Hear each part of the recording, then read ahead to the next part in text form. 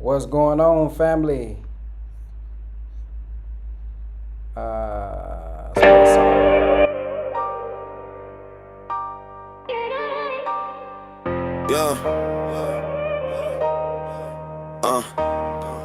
Yeah. I got a message to the black man. Get your ass out the streets, that's an act, man. You was born for the throne, not the trap, man. You a king, not a stat for the task, man. Yeah, I got a message to the black man. They profit off your pain, that's a fact, man. But you stronger than the lies in the backhand. Stand tall, pick a purpose, not a gap, man. Yeah.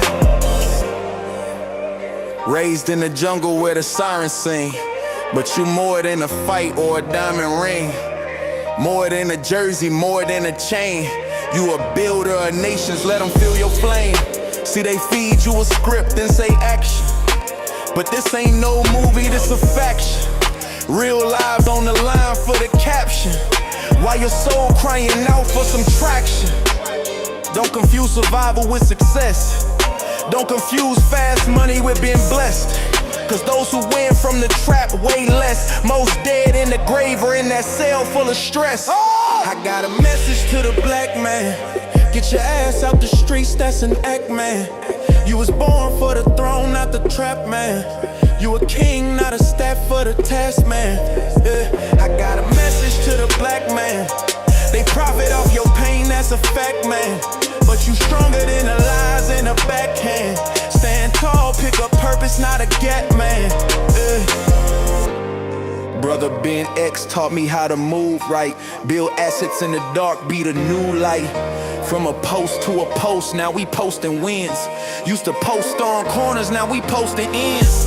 Put the work in the word, that's the plan C. Self-made, self-taught, you the man be.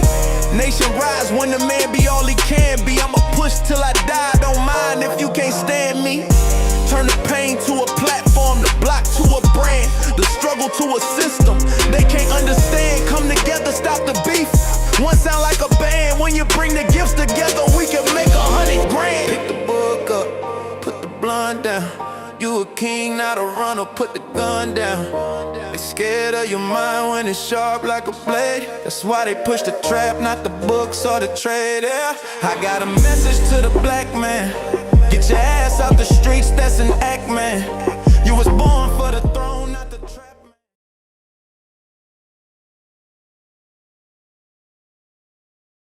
All right, family, if y'all can hear me, press the number 1. If you can hear me, press the number 1. If you can hear me, press the number 1 in the chat.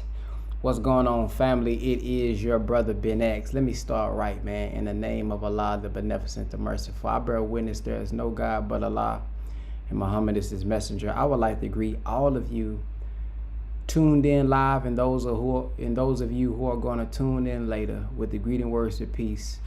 We said in the Arabic language of Assalamu alaikum. For those who don't know, Assalamu alaikum simply means peace be unto you. I wanted to make this video today, man, because we all see what takes place and what's been taking place online, man, with the series and things of that nature, man. I wanted to address a part of it.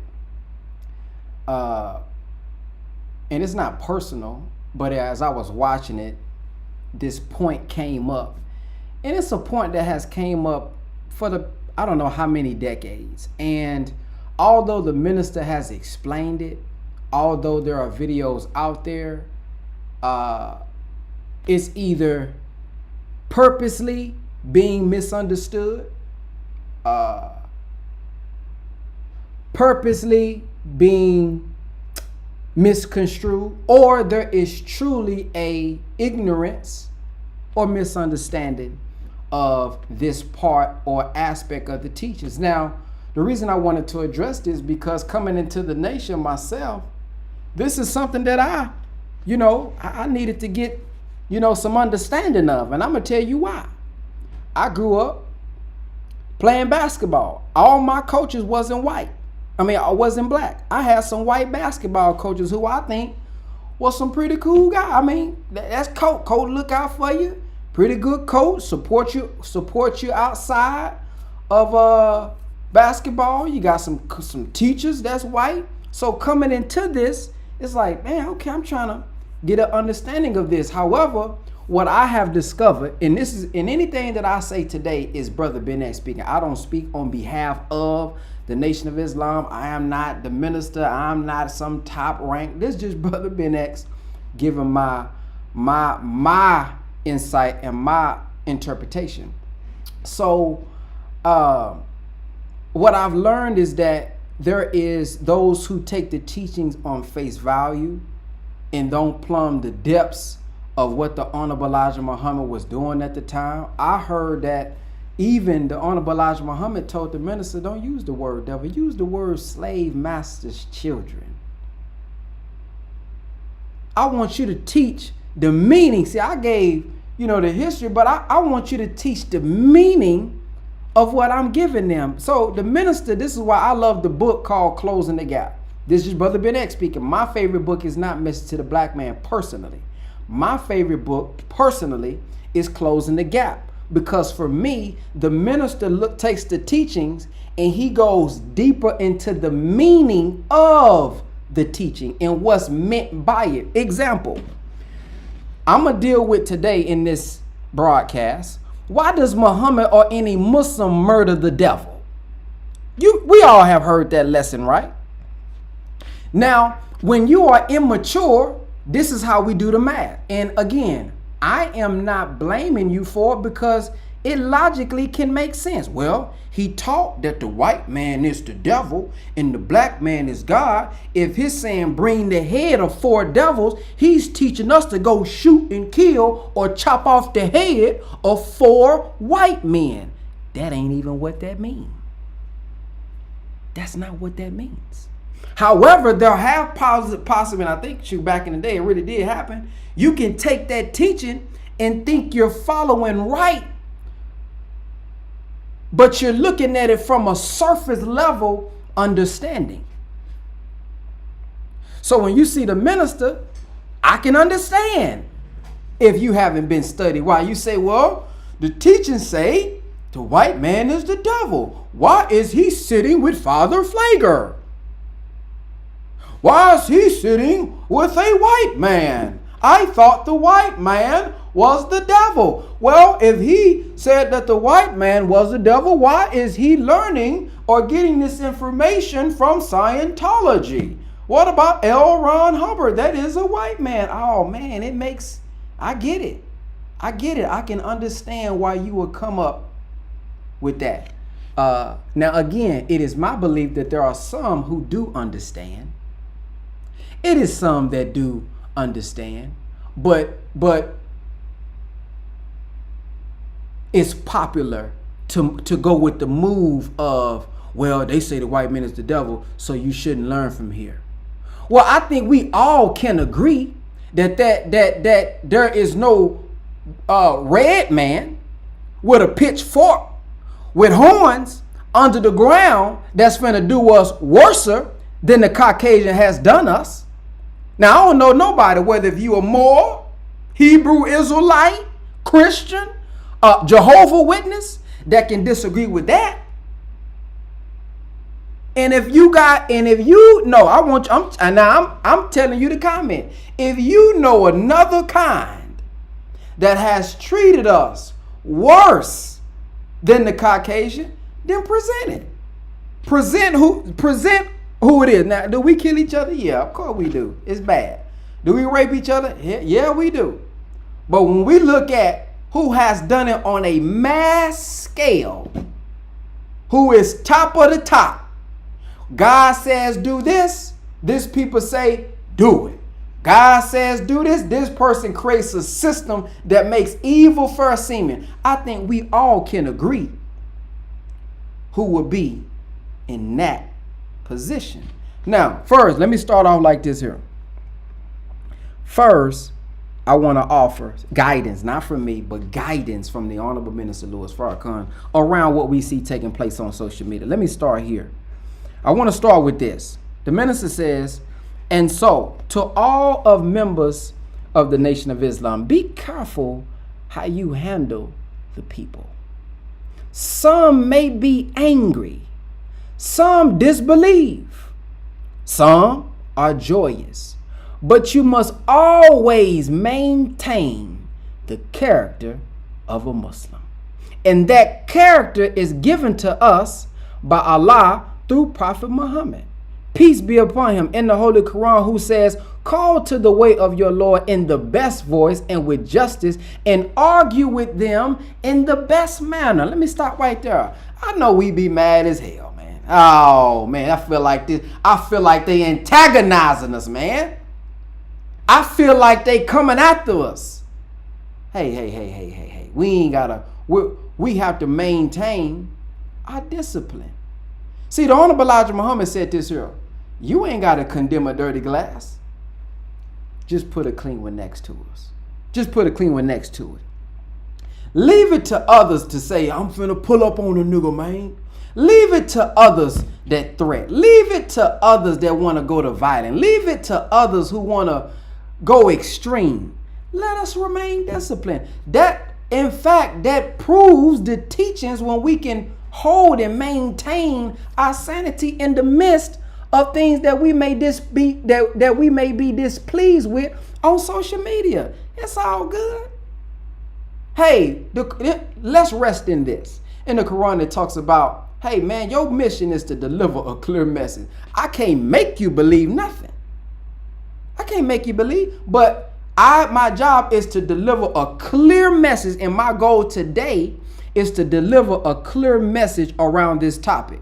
And I'm asking Allah to bless me to deliver it in such a way to make it clear. I'm talking about clear enough for a fourth grader to understand. So I pulled videos, I'm pulling articles, I'm pulling books, so that you no longer could say I'm confused around y'all say the white man is the devil. So why? I'm gonna try to make it plain as possible. Now I know no matter what I say, there's going to be a group of people, whether if it's for content, whether if it's to do whatever, they ain't gonna never get it. And I want us all to understand that. Do you know that there are people on social media that if you say you should eat fruits and vegetables, somebody gonna disagree? Do you know if you say on social media we should work out more, somebody in the comment section is going to oppose working out? Somebody's going to oppose a male being with a female, although the man has a penis and the woman has a hole, obviously, for that penis to go into. And obviously, we got here through the activity of sex. There are going to be a group of people that says, I don't give a damn about that hole or that penis. I'm living like this here. So for us to think everybody's going to agree, even if you coming with some truth, man, we might well quit. Because everybody ain't going to believe. Somebody's going to always oppose. Somebody going to always disagree. So just relax, all right? Just relax. It's going to be all right. So he says, and when someone refuses to listen or to dialogue intelligently, the Holy Quran says when they make mockery. See, some of us say, man, I feel like they making mockery, man. I feel like, man, come on, man, they going too far. Look at what the minister's saying. When they make mockery of your religion, you just pass by nobly and say peace. You know why? Because there are billions of people that genuinely want to know. There are millions of people that are lost. They never heard it. Man, they way more worth our time than to go back and forth with somebody who ain't gonna never believe no matter how you break it down. So why you making this video, Brother Ben? Because I know it's somebody that's tuning in that's a little confused too, that say, well, I guess that do make sense. Well, they are saying the white man is the devil. So I'm talking to whoever you are that genuinely want to know. You genuinely want to understand what this means and why this is taking place. To all of our ministers of the nation, I want you to get on social media since you are the students in the ministry. And I want you to engage the people who call, no matter what argument they put up. Engage with them intelligently. And as God has given you the best arguments in the Quran, then argue in the best manner and always with justice. Now, some are stronger in areas than others. And this is my philosophy. If you don't know something, Just say you don't know. Don't get up there and making nothing up, man. Hey, I'll be the first to say, well, brother, is this real? I don't know. I don't know. That ain't my lane. But what I do know, I can explain it. I'm gonna leave that to another brother. If that brother more stronger in that area than I do. This ain't that difficult. We don't have to claim and make nothing up and act like we supposed to know everything. Man, I'm a growing human being. If it's a topic that ain't my lane, say, man, that ain't my lane. And if you say something because I say I don't know, I don't give a skip. Because it's something you don't know. We all are learning, man, and growing. Okay, so let me start there. Okay, now let me get to it. We're gonna slow roll this thing. Let me first start with this screenshot from the minister about this word devil. Let me give you some understanding. This is from Savior's Day, 2011. Okay, 2011 was, excuse my math, 16 years ago, 15 years ago. My math probably off. Somewhere around there. Y'all get the point. Look at the minister. I learned that the term devil applied to them, speaking of Caucasian people, all right enough, but it also applies to any human being who devotes the essence of his or her life to rebellion against God and leading others in that rebellion. This makes any person who does that a devil. He says, as I grew into this kind of knowledge, you cannot reform the devil. Therefore, devil must be destroyed. I began to gain look at what he said, a deeper understanding of what was meant by, why does Muhammad or any Muslim murder the devil? If Allah God is to survive in us, because if the white man we say is grafted from the original man, that obviously means it was something in the original man that had a defect that had to be perfected. So the Honorable Elijah Muhammad in Savior's Day 1964 or 74, excuse my math if I'm wrong, I believe it's 64, but just in case it's 74, is one of them. He was talking about, we are not to mock white people. I think he had white people in the audience, the Honorable Elijah Muhammad. See, he said to respect. See, so he wasn't giving us this knowledge to mock them. This was a medicine for what we was dealing with at that time to get us to open our eyes and see, hey, ain't nothing up under the ground going to be treating us better or worse than this man right here. So if Allah God is to survive in us, we have to murder that in ourselves. When we look at the white man, is a manifestation of the defects that's in us. So we hate that they raped us. We hate that they killed us and cut the stomachs open and the baby come out and they had us in slavery and they fed us the poorest foods. And well, look at how we do us. We doing ourselves that the same today. So obviously that is something that's also was in the original man. So if you hate it in him, if you don't like it in him, it ain't to just point the finger at him. It's to also look at you and see what needs to be corrected. So he says we have to murder that in ourselves, which sets up associate gods with Allah, which leads us contrary to the will of God. In my increased understanding of this, I began to see that the devil is not only a product of physical grafting, we talk about grafting, but a product of spiritual grafting. This altered my thoughts, not concerning the nature of white people as they are, but deepened my understanding of the nature of human beings. The question of how to murder the devil effectively, whether the devil is a white man, a yellow man, a brown man, a black man, a Muslim, a Christian, a Jew, a Buddhist, the devil is a universal factor. See, now let's just keep it real now. You confuse why the minister is sitting with the white man. I get that. But you said if your brother has the mind of the devil because Satan has made him who you sit next to. I mean, let's just be real. Some of y'all ain't never had, let's just keep it real. Some of y'all ain't never had no bad encounter with no white person. Because of your environment. But you done had a bad encounter with your brother.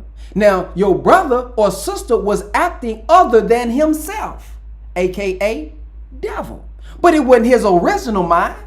He had to learn that behavior from being here, trained in America. But what is the difference from sitting next to your brother who's a devil mentally too? You just looking at, oh, his skin color darker, but still devil. So, well, the Honorable Elijah Muhammad. Well, the Honorable Elijah Muhammad, look at the language. If he said that we are gods, if a God is acting other than himself, what is it? What is that? What is he essentially saying? If he teaches me when I look in the mirror, I'm looking at God, that's my nature. When I'm acting other than myself, what is that essentially saying? I am acting as a devil in that behavior. So he says, therefore, the devil must be slain or must be slain by a universal knowledge of God, a universal knowledge of self and devil. This is words of supreme knowledge and wisdom by the Honorable Minister Louis Farrakhan, closing the gap. Then he said, the devil is not, like I said, the devil is not a product of grafting. The devil is a product of teaching. Teaching devilishment, which is lying, stealing, and how to master the original man. He was taught how to do that. Okay?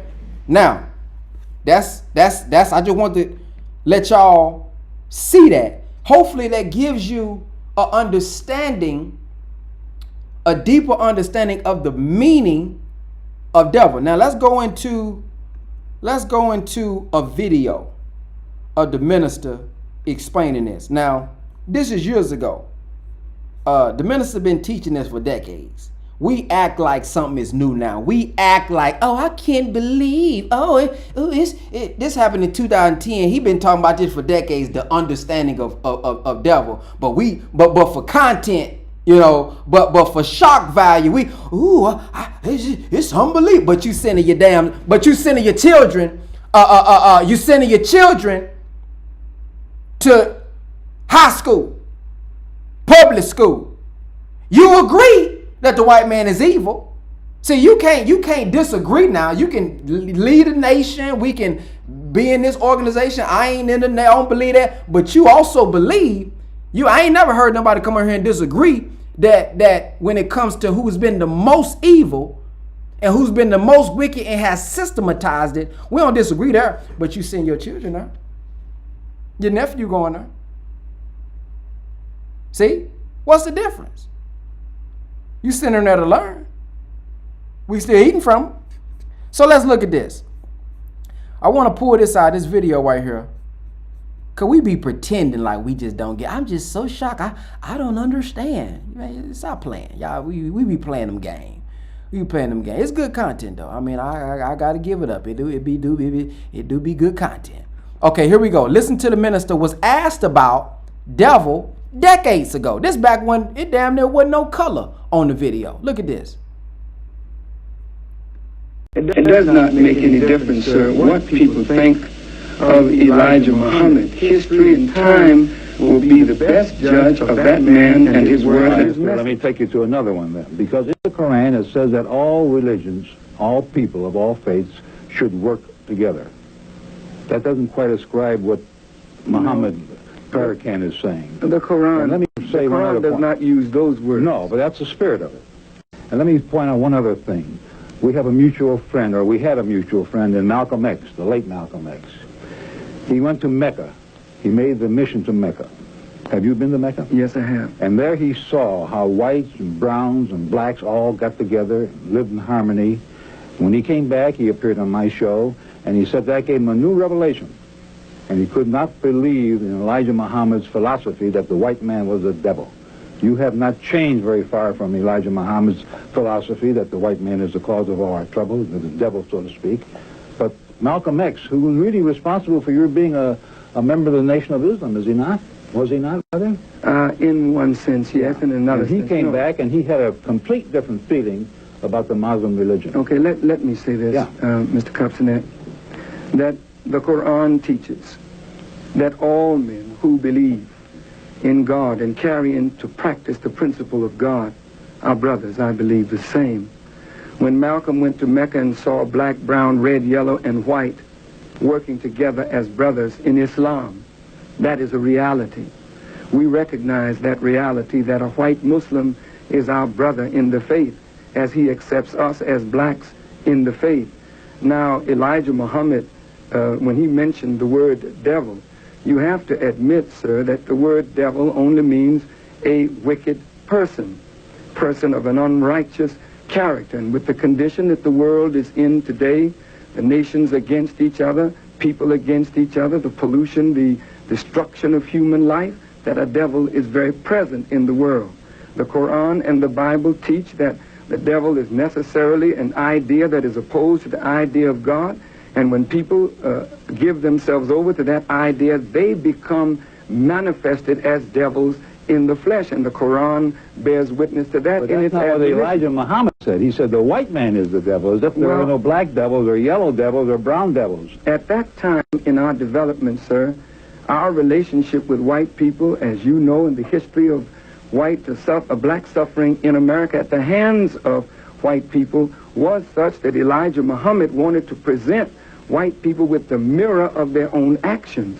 And when he said that the white man is the devil, he was saying that your actions toward black people, toward people all over the world, and toward poor people is the act of those that are against and contrary to the will and law of God. Even his son, who followed him as the leader of the other segment, withdrew from that position because he said it was unrealistic.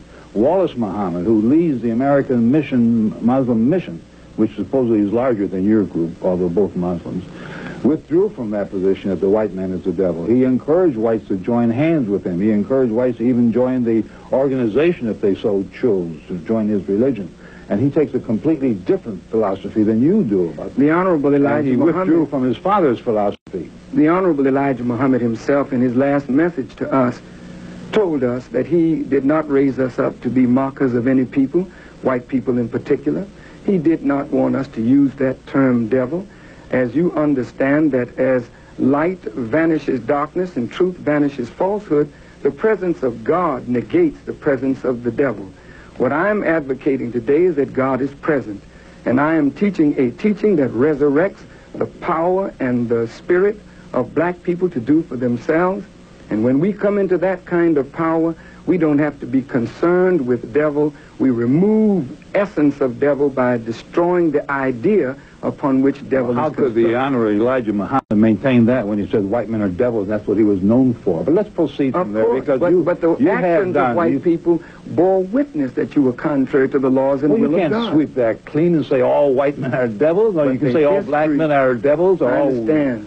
But the Honorable Elijah Muhammad did that for a very good reason. Well, the reason was wrong, apparently, because It was even not wrong. his son has withdrawn from that posture. Fine. Well, let me take you to another But have position. white people withdrawn from the posture of the doing of evil? When you withdraw from the posture of the doing of evil, submit your will to do the will of God. No Sir, are man you can- maintaining that the white people are less or more evil than the blacks or the browns or anybody else? Well, human nature is human nature, yes. no matter in whom it's instilled. Human nature is human nature, but the world is not suffering from the evil of black people. The world is suffering from the evil of European whites and American whites who have oppressed the darker people of the world. There's no question we have about the our share oppression. of black devils, too. There's no But- question about the oppression. We're not arguing that because that's a given in our conversation. Okay, then But let me take oppression you is to evil, then that's the work of Satan. Satan, but not all whites. There's so many whites who have helped the black cause. I mean, would you sweep them under the rug? I could not do that. Now that was decades ago, but we act so confused. Like, well, what? It's 2010. How can he? Come on, man. Was that not clear? He said the Honorable Elijah Muhammad did that for good reason.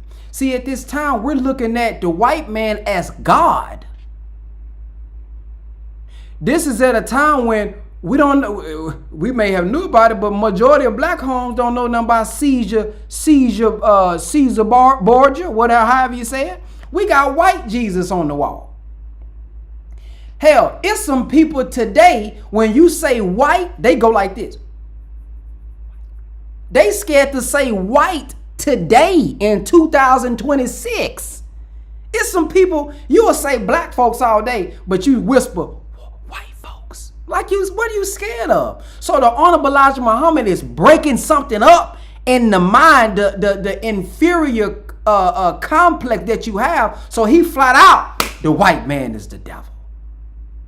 Now, let me paint a picture for you. Let me try to paint a picture for you. There was a time when Muhammad Ali was doing an interview, and Muhammad Ali was asked about snakes or the white man, this whole concept. And Muhammad Ali, for lack of better words, was basically saying, if there's a child, let me see how I can put this. I'm going to just quote it. I may not be doing this verbatim, but y'all will get the point. If there is a child that's growing up that is immature, follow me. And we know as adults, there's grass snakes that's not poisonous. But we know there are snakes that are poisonous and that can kill you or harm you really good with the poison. See, when your child is immature, not wise enough, you're not going to go out there and teach your 1-year-old, 2-year-old, all right now, baby, this is the poisonous snake. And this one here, you got to look closely now. This is the one that's okay to play with. Or this is the one that you can allow to get close to you right here. No. As a good parent, you say, stay away from them snakes, boy. Hey, get away from them snakes before you get tore up.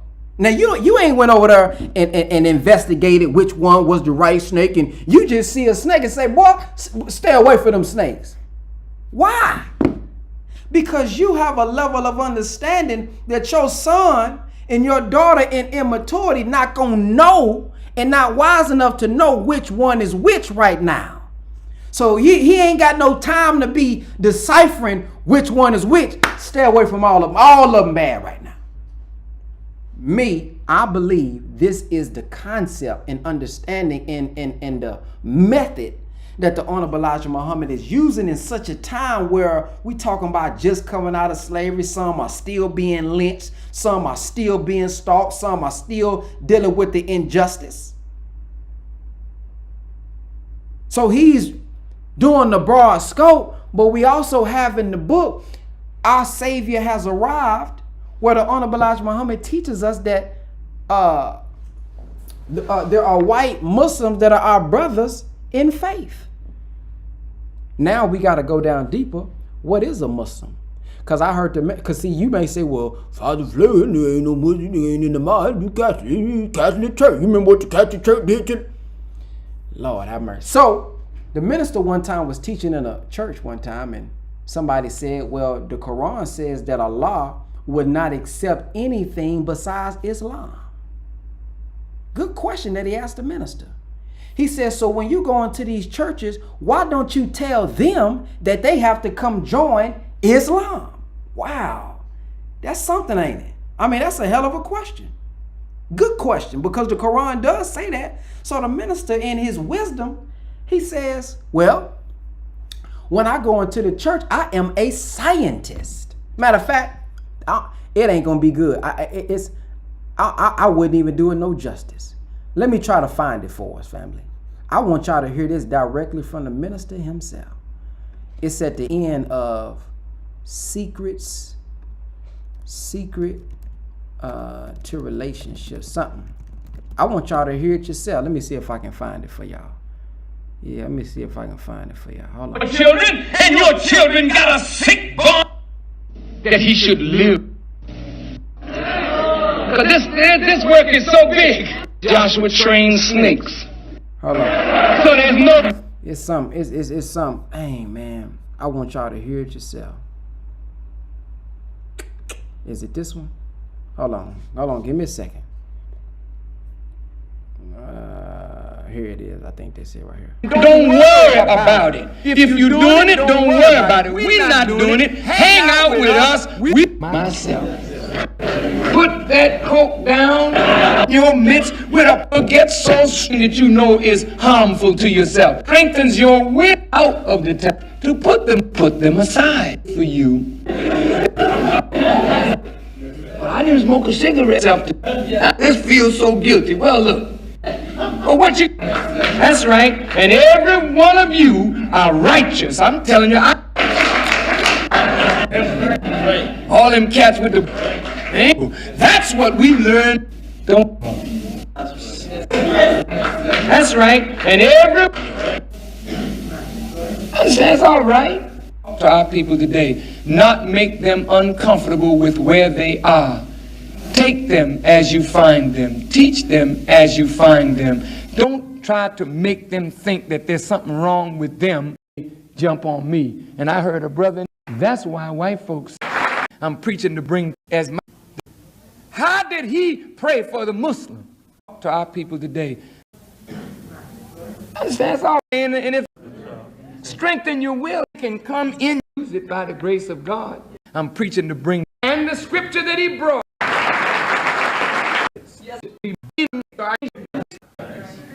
Good news. Okay. Now, by saying that when I go to a church, I don't try to convert those people to Islam. Then am I then aiding them in destruction if on the judgment if they come up with a religion other than Islam? No. It's really great when you understand. See, everything that I'm doing, if you study, not just look at the man, but look at the method. There's a technique that I am using to further the work of the Honorable Elijah Muhammad. Now, have you heard the Honorable Elijah Muhammad say that all black people are Muslims by nature? You heard him say that? I read it. You read it? Okay, you read it. Now, if all of us are Muslim by nature, then you can't convert anybody to Islam. The lesson, the Savior never said convert the people. He said his greatest teaching was accept your own and be yourself. Right. What is yourself? A righteous Muslim. Okay. Now, when I go to church,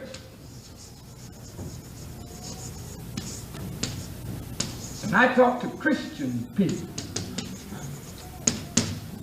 who have the word of a man called Jesus. Do we recognize Jesus? Yes, sir. We do? Yes, sir. Every Muslim recognizes Jesus, is that right? Yes, sir. Then we recognize Jesus' revelation called the Injil or the good news. So when I go to church, I know that the truth that Jesus taught is there. They may be confused, but it's there. And I also know that the nature of the people is righteousness. And I also know, listen to me carefully now, that when you talk about converting people, you frighten them. Yes, sir. That's right. That's right. Now, a person has been Baptist all their life.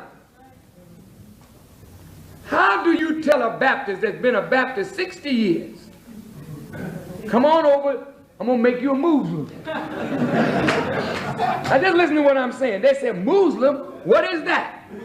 Then they begin to see Muslim as, oh, I got to change my dress. Yes, sir. Or they see Muslim as, I got to wear a headpiece, or I got to do this, or I got to do that. And they make the jump. Okay, I'm going to make it. I'm going to make it. And they leap from the church over to the mosque and never quite make it. They're neither this nor that. They're somewhere in between, lost, never have made it. And believe me, brother, Imam Waddin Muhammad proved that many who claim to be Muslims had not quite made it yet. So here's the way I approach it. And I'm telling you straight up, I'm a scientist. Yes, sir. Yes, sir. I'm a scientist. What I mean by a scientist is I look for the best method to get the message over to our people and make them comfortable while you're giving them a message. Once you make people afraid, once you make them think, oh my God, I got to change out of this in order to be that, in order for God to accept me, then you set up all kind of psychological trauma in that person's mind. I want you to know you're already accepted by God. He has already chosen you to be his people in the church, in the prostitution house. You still the people of God. You messed up, but he chose you. Now, how do I get you out? Well, if I took you out of the church, where am I going to put you? We ain't got enough room here for everybody that's in the church. Let me pause and hit you on that real quick. A lot of, people say, yeah, the minister, he be speaking in churches now. Yeah, that's where our people at. That's where our people at. Like he just said, if all them was to leave the church, we ain't got no room in the mosque. Even if all of them went to Mosque Mariam, ain't no room like that in Mosque Mariam if everybody left the church. So the mosque is not the building. We gotta become the mosque. All 57,255,000 square miles has to be the mosque. It's not about getting you in the building. It's about reforming and changing and growing and developing the mind and the thinking. So for those who always got to find a real, hey, I can't believe he teaching Christian and he in the church. Well, what's your method? How many people have you saved? How many people have you redeemed? How many lives have you changed with your method? And show us a better way. I'm sorry. Go ahead. Let's go. So the Honorable Elijah Muhammad said the truth would be taught where? In the church. So I go right to the church where the people are Christians, where they believe in Jesus and the scripture that he brought, and then I give them the truth of the teachings of the Honorable Elijah Muhammad coming in the Injil through Jesus, through their belief as a Christian, and all of a sudden the church is on fire. Now, I haven't told them you got to be what I am, because they're already what I am. That's right. Go ahead. So why plague their mind with that? I just keep on feeding the nature of them, which is righteousness, and before you know it, what happens in the church is the old rituals that they begin to grow up out of, they leave it off. Little by little, you see them growing right up in the church. And before you know it, the brother and sister in the church, they'll be with the music, but then somebody will say, we don't eat pork. I was in a church a couple of Wednesdays ago, and I started talking about the Immaculate Conception and what it meant. And the Reverend jumped up and said, go ahead, because that's what he teaches his congregation. The truth is already there. All you got to do is keep feeding the people. And the people will grow into obedience to God. And what is Islam? Obedience to the will of God. So nothing will be accepted on that day but obedience to the will of God. You may call it Islam. They may call it Christianity. Somebody else may call it Judaism. But if it's obedience to God's will, you're going to make it. Beautiful.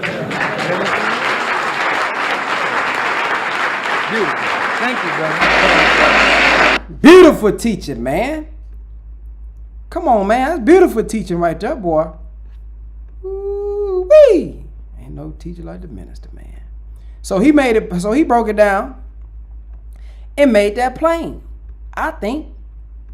So a Muslim is one who submits their will to do the will of God. So whether if you call yourself Baptist, you call yourself Christian, you call yourself Muslim, you call yourself Catholic, hey, if you're submitting your will to do the will, at the end of the day, you can argue with yourself. That's Islam. That's Muslim. Feel me? All right. Let's move on. Now, the next video I have for us is, again, decades ago. For those who say they've been studying the teachings and pushing the teachings, and I was born in the nation, and here's what I want to say. Just because one is born in the nation or just because one has been in the nation a long time, it does not mean that we have a in-depth understanding of the teachings. Every mosque isn't the same. Every student minister isn't the same. Every parent isn't the same. So I'm not one to take anyone's experience away from them, because we all have our experiences, good, bad, ugly. If you're looking for something that you would never have a bad experience in, you might as well just die. I might as well get a shotgun and go ahead and blow my head off. I don't give a, listen, I don't care what I leave, go into, this gonna be flawed too. This gonna disappoint me too. That's just like marriage. Hell, you gonna have to, it's just a part of life. You can leave this one and go here, but this one here still gonna have something that you gonna, I mean, it ain't gonna be 100% across the board. So I never take away anybody's experience, because that's your experience. How you experienced it, your perspective, what you saw, what you heard, what you felt is real. Especially as I do personal development, understand how the mind works. Even if something really didn't happen, if in your mind it happened, I can't tell you it didn't happen, because it did happen the way life occurs for you. So one thing that I've learned just over the years is that just because, like, when people be telling me, like, in the past, man, I was born in a nation, I don't give a damn. I'm in the minister family. So? I'm knowing Elijah Muhammad. So what? Just like that stuff they be trying to say, well, the Honorable Elijah Muhammad's son said, so what? You can be a man's son by blood, but not by the spirit. You can be in a man's family and not know what the hell really going on. You can be in a mosque, but still be confused because you scared to raise your hand. Now, let me say this too. This notion that you can't ask I don't know anybody else's experience. I didn't grow up in that experience. Anything I had a question for, I was asked to ask. Hey man, ask. That's what study group for. You show up on Friday and you got a question. I've never had a brother say, brother, you can't ask that, dear soldier. Hell, if I ask the question, the brother either gonna say, man, I'm gonna get back with you, let me go get the answer, or they give me the answer. I've never in my experience have said where you were shunned for asking a question, where you were shunned for being inquisitive, where you were shunned for not having an understanding. I've never experienced that. I can't say somebody else haven't. I just have never experienced that in any study group or mosque that I have attended. But again, I can't speak for others. But I'm sharing that to say that I don't want to invalidate anybody else's experience, but it is a reality that somebody can grow up in something and still not know. Somebody can grow up in something and still not have a level of, understanding. So it's always important for us to share and understand that somebody's perspective, the way that they came up may be different than yours. So what may be like a dud to you, it ain't to them. And it don't matter how long they been. I don't care if they come with a headpiece on. They went to Savior's Day. Brother went to Savior's Day, had the bow tie. He can have the bow tie but be confused like a mug. Sister could be covered up but confused like a mug. Everybody don't ask questions. Some people don't feel comfortable asking questions. Some people don't feel comfortable asking their mama, asking their daddy. They feel like it's wrong for whatever. It's kind of like, and it ain't always that the organization makes somebody feel wrong. It could be just, I don't want to, you may feel like you supposed to know. So you feel embarrassed that you even asking. Y'all know how this go. That's like school. School don't necessarily tell you don't ask questions, but shoot, you ask a question in the room, you feel kind of shameful because you think everybody else knows. So it's so many variables to this. It's not a cookie cutter, when it comes to this thing, man. So let me share something from the minister, man. This is an older video where he goes again in depth around this topic, devil. Okay, let me put it on here. All right, here we go. So, there is no reason to die and go to hell to find the devil. You are already mentally dead, living in hell under the rule of devils.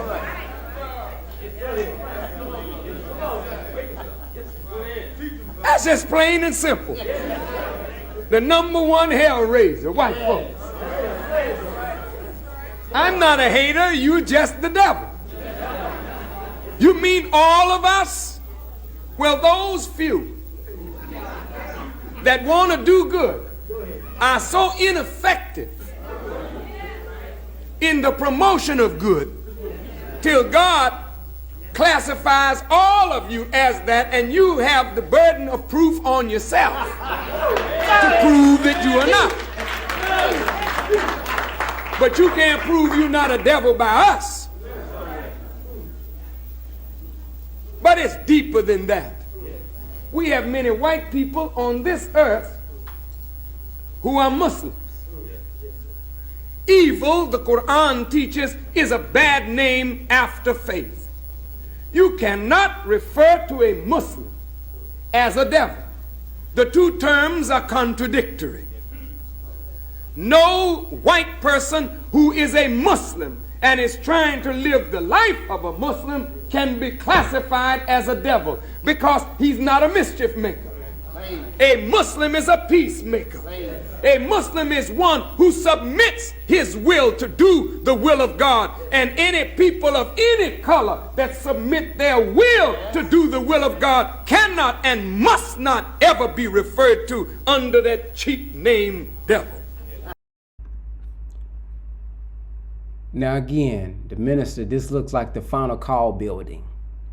Final Call building was what, the 80s and 90s? Now again, for us to be so studied, for us to be so in tune, and we got to research, and you know, I see people after people coming out saying what they think about the minister. Here come this person with their perspective of the minister. Here come this person with their perspective of the minister, and I can't believe it's just a white man. Well, he been saying this since the 80s. He been explaining this since the 80s. What is it about now in 2026? There's so much to say and there's so much confusion. Is it really confusion, or is this podcast stuff, man? Is it really confusion, or is this, okay, I got a chance to, you know, I got a platform I can go on and I can come on here and I can say, because he explained this, as we can see here, a long time ago. But all of a sudden, we got social media now. Now y'all confused? Now you don't get it? I don't know, man. I don't know. I'm just gonna, I don't know, man. It's too many areas where the minister done explain this stuff for y'all to see him with Father Pfleger, who obviously puts in the work. I mean, obviously he puts in the work in Chicago. What's so confusing? What's so confusing? If the minister done took you beyond the surface level meaning of it, you know, why the certain statements to try to, you know, stir up the drama and stir up something to try to make a point? Why now, when he been saying this for that, when he done explained it over and over and over again? It's in books, it's in lectures. See, so what I've learned, when it's something controversial, we can go into the depth. We got the FBI files when it come to the Mustafa Muhammad. We got the FBI files when it come to the why. We got the 1986 to 1964 press release. But when something like this here, I know this. I didn't know this lecture here existed. See, when it's drama, we done did all the research for the drama, the nasty, and what could appear negative. But when it comes to something that's down, just bring you a level of understanding. We ain't never seen these lectures. Or we ain't never seen these clips. I ain't never read them articles. Come on now, man. I just can't. I don't know, man. I don't know, man. Y'all too smart for me. I'm listening to y'all on these podcasts. Y'all too smart, and y'all can articulate, and you know, y'all can make a clear point to make people, you know what I mean? But you don't understand this so difficult to understand. Like, this just mind blow. This is trigonometry to y'all. Come on now, y'all can't make me believe this. I think the minister pretty clear, but that's just me. Let me finish though.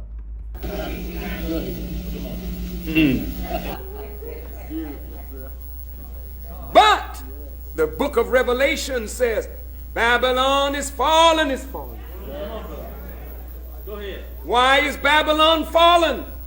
She has become the habitation of devils. America, America is falling. Why are you falling, America? You have become the habitation of devils. A hole of every foul spirit in a cage for every unclean and hateful bird. America, a house of devils, black and white, red, yellow, and brown, all of them rebelling against the law and the will of God. Some of them putting on holy robes for rebellion. Some of them saying, Hail Mary, full of grace, for rebellion. Some of them bowing down to stone and statues in direct rebellion to what God has ordered. Rebellion in holy robes. Devils calling themselves fathers. Devils calling themselves archbishop. Devils calling themselves holy father. Devils calling themselves imam. Devils calling themselves reverend. Reverend what? Father what? Father of lies and tricks and deceit. How in the hell can you be a representative of God when your congregation remains in a hell of a condition, lying down in filth, evil, and indecency? And Reverend, you cannot pull them out of it with this weak teaching that you have in the name of Jesus. No.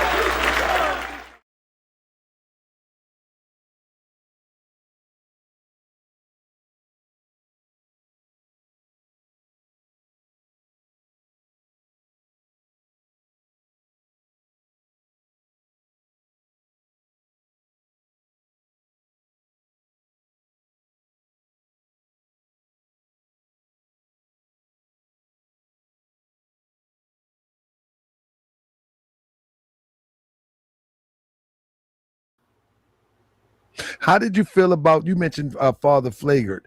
How did you feel about that relationship? Because you say you was a strong pusher of the doctrine, the white man is the devil. And then you see the minister and Father Flagrant, they have an embrace, they have a kiss, they have, this is not disrespect to my brothers who admire the minister. This is just what is before us. How did you feel about that? That was always something that I always looked at and I just rolled my eyes at, because I know what we was taught in the nation. And not only is not, I know what we were taught in the nation. She do know what we were taught in the nation, and what she was referring to is the surface level. The white man is the devil. But there is a deeper meaning to this that was also taught in the nation. There was a deeper level of understanding of that was also taught in the nation. And so obviously that didn't get to her, which is understandable, because I saw last night she also didn't even know that the Honorable Elijah Muhammad had a brother. So I'm like, wow. You know, when people talk about this, again, it don't matter how long somebody been in something. It doesn't matter if somebody was born into something. Each man has to do their own research. Each man, just because I'm born in something don't mean that I have researched longer than somebody who's been in 2 years. So the longevity of something doesn't say. Now, maybe it should, you know, if you've been in 20 years, there are certain things that maybe you should know, but it don't mean that we know just because we were born into something or we've been in for a long time. That's where I'm trying to get us to understand and see. Some of what we are seeing, I believe, this again, just me talking, is okay. You know, I hear you, but there's all I'm just noticing and catching. There's a okay. You must didn't hear what that explanation over here. Oh, you must just didn't see that was already explained over here. You must didn't know that was talked about and made plain over here. But if you only have this and say, well, this is what we was taught, in their reality, that is what they was taught. So in their reality, they are right from their perspective. My goal here is to just be able to present. Did you see this? Did you hear this? Did you see this? And hopefully, if those who have a genuine heart are really confused, maybe they can say, oh, okay, that makes sense now, versus judging a man or misjudging a man due to our own level of ignorance of a teaching and what a person believes. But let's continue. Not only is he supposed to be like a white devil, like he Catholic, you know what I'm saying? Like the Catholic Church, are we serious right now? We know the historical stuff that they've done, especially to our people. We know the declarations that they signed, the armadas that they signed in order to take over the world in the name of Jesus Christ. Right. And the Holy Roller Empire. So it was all, that was all like, always like one of those things. If people don't know, the Catholic Church is the one that actually ran everything before these nation state governments. They're the one that ran things, and they signed the papal bull to make slavery happen. That's right. They signed the papal bull. That's right. I mean, we could take it back to the Knights of Templar. Where were they getting their money from? Yeah. So I'm assuming sharing this information is to insinuate that Father Pfleger is doing that? Is it to insinuate that the minister is sitting down with someone who supports that? Let me ask a question. Do y'all believe that Father Pfleger supports the negatives of whatever has taken place with the Catholic Church? Based on not just what you have heard him say, but what you have seen him do in Chicago on behalf of even black folks and justice.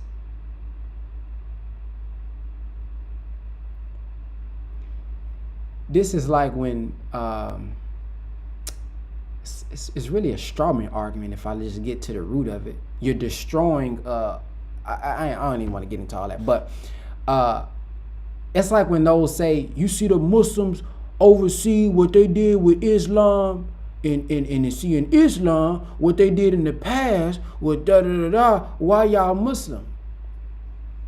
Well, what they did out of ignorance or being an extremist ain't got nothing to do with me. So it's almost like certain things is said to like put the minister in a almost like, oh, the minister's sitting with the enemy? Like, come on, man. Like, don't speak about the Catholic negatives. No, speak about Father Pfleger. He's sitting down. The minister ain't sitting down with a bunch of Catholics all day. No, he's sitting next to Father Pfleger. So if we're going to bring up an example, bring up what Father Pfleger does in Chicago. Don't try to make the story seem like, oh, did y'all know that, yeah, they did this, to try to paint somebody who's new and trying to learn. It's almost trying to position it like, yeah, you didn't know this, and yeah, this who the minister chose to sit next to. Like, that's just, come on, yeah, come on. Why bring that stuff? What they got to do with Father Pfleger? Now, if you got something where Father Pfleger is, he done weaponized and he done did this, and okay, bring that up. But don't try to bring up something that ain't got nothing to do with him because the minister associated with him, and you trying to paint the picture to say the minister close. Like, oh, Lord have mercy. Yeah. So were you was feeling some type of way with that relationship with Pfleger? Yes, I definitely always just turned a side eye to it. I mean, Father Flager, he cool and everything, but you still a white devil, so gotta watch your back. So with that being said, let's go back to Scientology. When you having, and now with Scientology, you're knee deep being pushed to is that to register people, or to what they're trying to put you into to get people set in motion? I still, for the life of me, cannot come up with a reasonable sound explanation for why the nation would even want to read any of L. Ron Hubbard's books. I do not know why Farrakhan would even want to teach out of one of his books. Like, I don't even know where they would have a correlation. If somebody from the Nation of Islam can put something in the comments for me to help me understand, because I don't understand why that is what it is. Awesome. And hopefully the sister watches this broadcast, because there is an answer to why that is what that is. Let's pull up a video of the minister explaining this for her. Now, she can accept it or she can choose not to, but this is also on social media, the same way we look up everything else bad, the same way we look up everything else that is negative. We can go find the answers if we truly wanted them. Okay? The minister, I think, here go one right here. So the same way we can do research about a man's personal life, the same way we can go do the research about an FBI file, the same way we can go dig in and I got the private secrets and I got the tea, it takes less than 1 minute to do a YouTube search and get the answer why. So let me play the answer, man.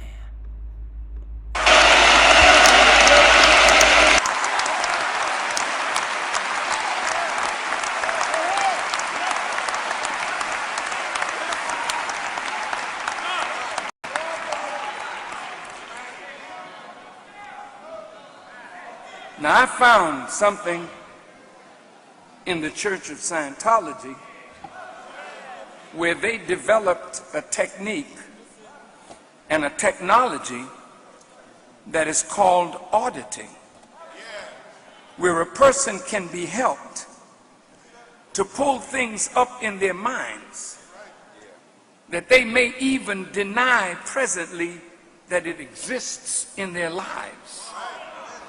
This auditing process helps us to find those memories and bring them up. The auditor is something like a therapist. He's not a therapist, because therapists talk, auditors listen. And when they listen and not talk, they help you to come up with that which would relieve you of your own pain, by bringing you back to it, causing you to face it, confront it, handle it, that you may be freed from it. Now, listen, this is a part of the lecture that I really want you to pay attention to, especially those of you who want to judge me.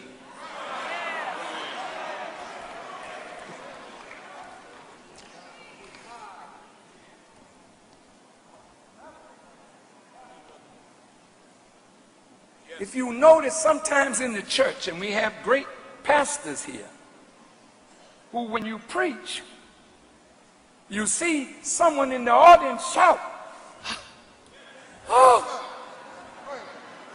I'm not making no mockery.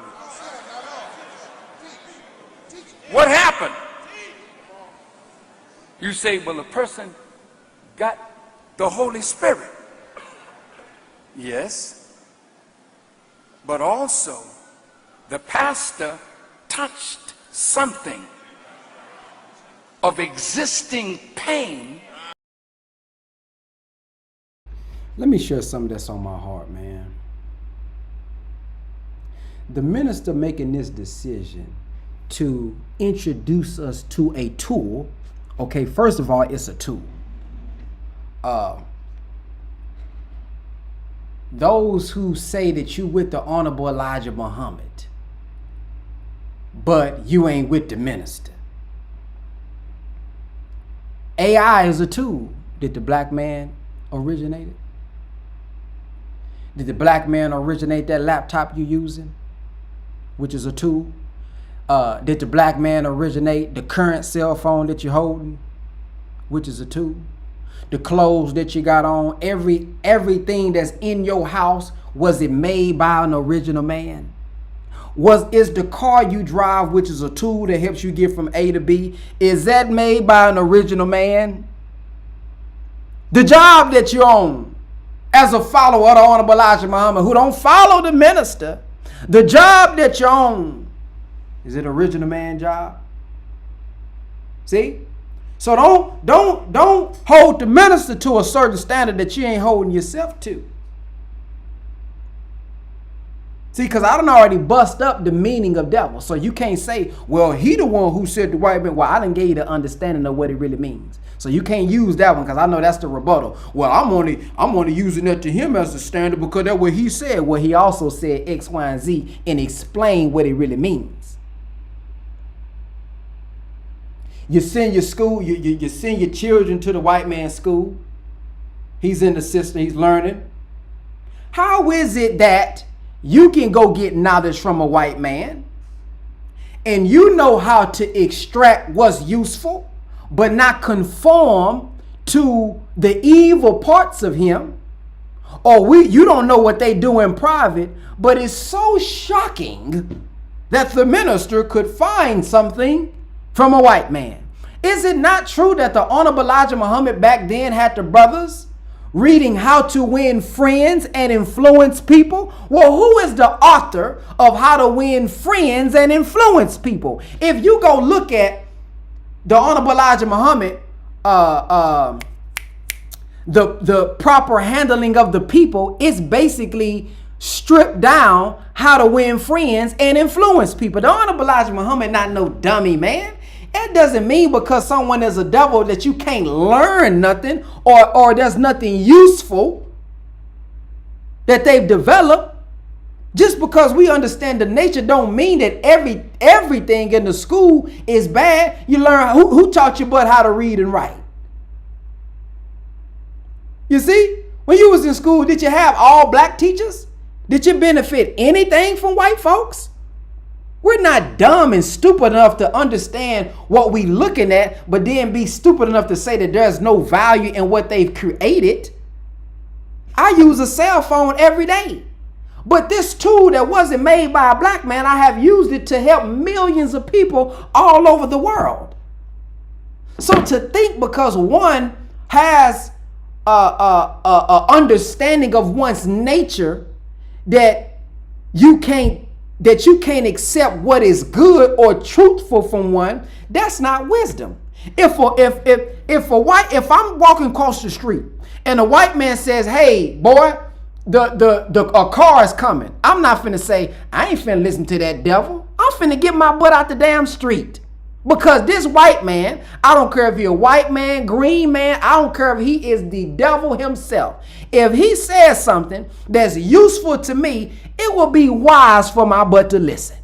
So y'all can clip this up, say what you want to say about it. That's wisdom, dude.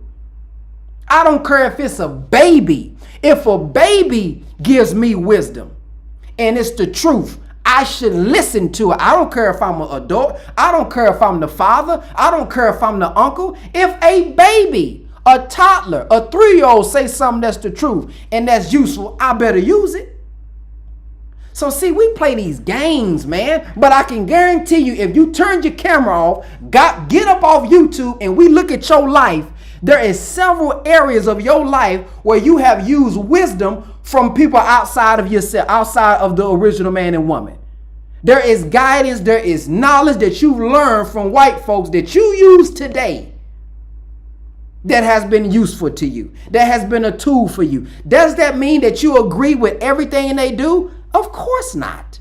Does that mean you agree with any negative thing they've ever done in their life? Of course not. You don't agree with everything your mama done. You don't agree with everything your daddy done. But that's still your daddy. That's still your mama. When they say something that's good for you, you're going to listen. It don't mean that you agree with everything just because you can extract a tool that's useful for you.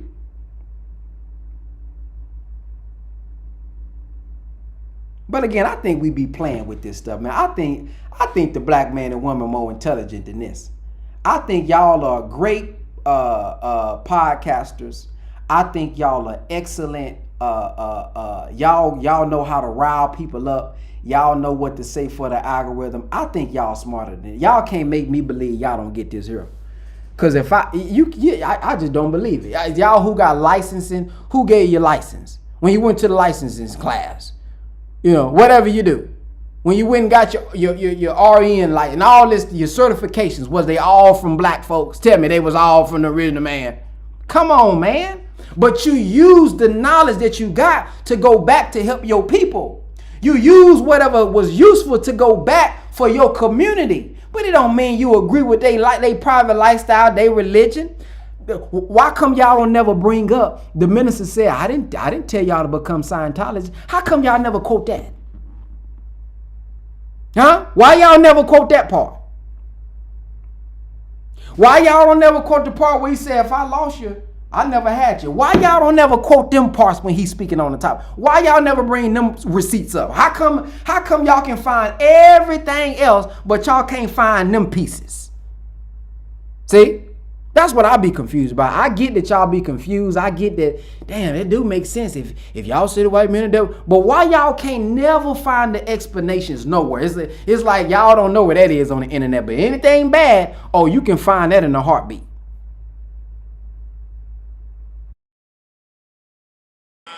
In that individual, and they scream or emote because the pastor's words has touched the pain but not relieved it.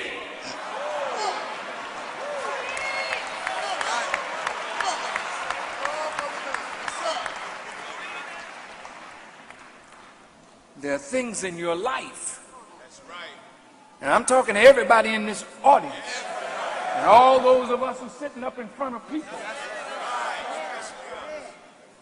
There are things in our lives that have been done to us from the time we were babies. A word from a mother that wasn't thinking, a father that didn't care, a teacher that was off the mark. They say things that become commands, but they're here, stored in the subconscious mind. I forgot. This is the point I wanted to make. The fact that the minister made the decision to do this knowing people would oppose him makes me respect him even more. You know why? Because it's some of us that will find something like auditing. And if you have experienced auditing, you know I haven't done it to the, I'm just be honest, I haven't done it to the extent that I probably should, but I have had a session. And it was very useful. I just haven't had a chance. I just haven't got around, to finish up or do more. But it was very useful. And wasn't nobody hypnotizing me. Wasn't nobody, all that stuff I be seeing. Wasn't nobody dangling nothing and put me in the chair. It was just asking me questions to get me to go back and realize, hey, brother, there are some things that's on your mind that you thought was gone. It's not gone. And it's affecting you in present time. So it's some of us, you will find a tool that was helpful. You will find a tool that is useful, but because of your need for wanting to be accepted, you wouldn't even present it because you're afraid of the backlash. Because you're afraid of the mockery. You're afraid of the persecution that would take place if you presented something, but he knew what would probably happen and did it anyway because he knew ultimately what was actually useful because of what we've been through. You've been raped, molested by their father, by the uncle, by this, by that. And we think, oh, it's just in the back of my mind. That was back in the day. But then there are triggers that triggers us to take us back to that same space, and it brings up all the emotions. And now you listening to somebody in real time, but you're not really listening to them. You're avoiding past pain. You're looking at a person from trauma. The filter that you hear everything, the filter that you see everything is from that pain that you have not had the tools to deal with it. Now, if the teachings alone, Mr. the Black Man, Our Savior Has Arrived, was enough, why did he tell the Honorable Elijah Muhammad to go study 104 books? If all we needed was just them 5 books, if that was literally, I'm talking about literally it, what's the point of studying over 104 books? Come on, man. Come on, man. Let's just be reasonable. Let's use our mind, man. Let's use our mind. This is supposed to make me a better Muslim. This is supposed to make me a better man, not take me away from something and turn me into a belief that I don't believe. It's supposed to, this tool is to enhance what I'm already in. Make me more clear, make me more, remove some of what they call the engrams off of mine. And here's the thing. Look, at the end of the day, whether you do it, believe in it, go to it or not, your butt still got engrams. My butt still got some trauma in my past I need to deal with. So you can say what you want to say about it. It's for your butt. You don't make the minister life no worse or better by saying, I ain't finna go over there. Hell, he did it for you. He presenting something so we can get better. Now, whether you use this or therapy or something else, the point is, man, go deal with the past trauma that we have gone through so that we can break free from our past. That's the point. So you reject that. Some of you don't do nothing though. So, I mean, you brag about, I ain't been over there, but you still jacked up just like the next person. You still got trauma. You still got issues. Many of us deal with the rejection of the mother in the womb. Like all that still plays a part in your life now, in your relationship, in the marriage, in your business life, and you wondering why you ain't moving ahead. And it could be these things that's taking place in your subconscious mind that you fighting because you want to remain conscious and remain right on a podcast. When your dang life can be saved if you go follow something or pick up a tool that can aid you and help you. And most people ain't even tried it. I can see if you went in and said, you know what, let me go see what this brother talking about. You ain't even did it. So you heard when she first came on, she said, I have no idea. You should have just stopped right there. You have no idea. If your answer is, I have no idea, you forming opinions and don't even have an idea. At least go get an idea. Yeah, I will respect it more if somebody say, you know what, man? I heard what the minister said. I went and got me 5 sessions, and that didn't do nothing. Man, I went and got me some sessions, man, and now I'm on medication, I'm psychotic, and I'm smoking crack. See, now, okay, I can respect that. Okay, damn, you at least went to go investigate and see for yourself, but to not even do nothing, I'm talking about don't even read the books in full. You don't even go, all you look for is the negative information about it. You ain't read no whole book, you ain't went to no seminar, you ain't went and got no session and say, man, let me see for myself. You just, I can't believe it. At least go investigate and have some evidence for yourself.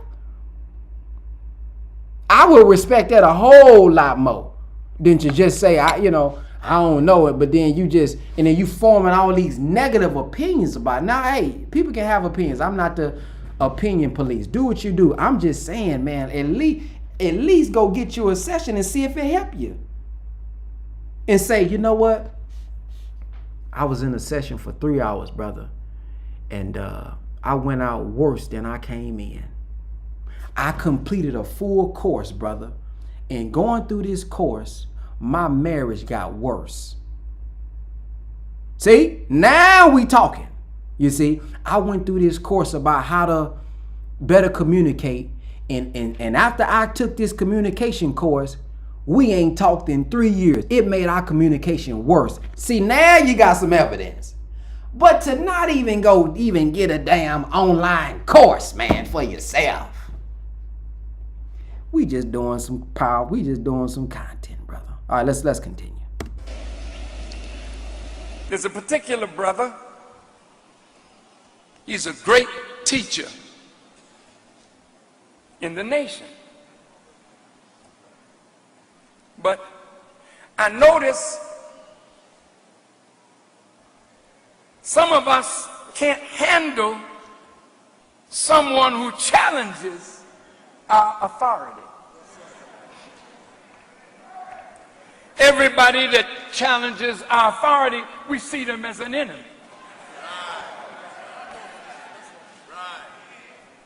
But when we look closer, the brother was abused when he was a child. I'm talking to all of us.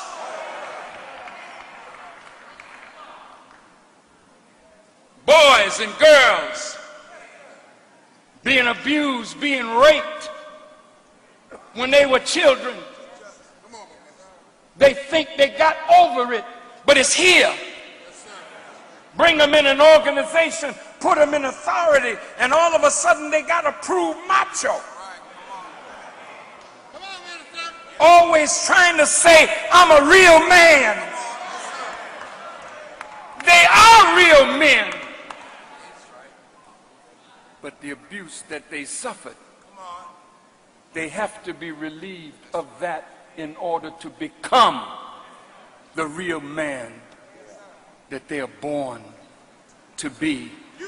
Any woman in this audience who has been molested, who has been raped by a father, by an uncle, by a friend, by a relative,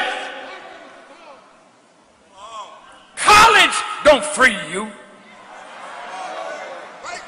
Church don't free you. It gives you an emotional escape. But to relieve you and give you a chance to live. When I learned that my brother had been abused, I started looking back at some of those in the nation who were great men,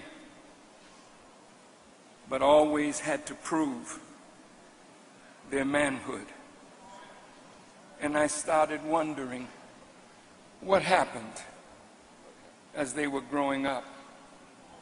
What happened to them in a foster home? What happened when they're taken away from their parents? See, these are the things that we as a people suffer just a few generations coming up out of slavery. That's right. Yeah. Yes, sir. Still with us. And the pain is here. Yes, sir. In the recesses of our minds. And we have a college degree, but not whole. We are the CEO of a company, but we're not whole. We're standing in the pulpit, but we're not whole. We're called senator, congressman. We're called by these big titles, but we're not whole. So I looked into something that I heard about 35 years ago by the man who was my first minister, and I was his captain in Boston, Massachusetts. I met him again when the nation fell, and I was moved to Chicago, but then he was a Scientologist, and he began telling me about auditing. I heard what he said. I liked it because I love science, and I love when we can put scientific law, physical law, and the counterbalance of spiritual law and make them harmonize. I like that. I hate, listen to me good, I hate spiritual cowards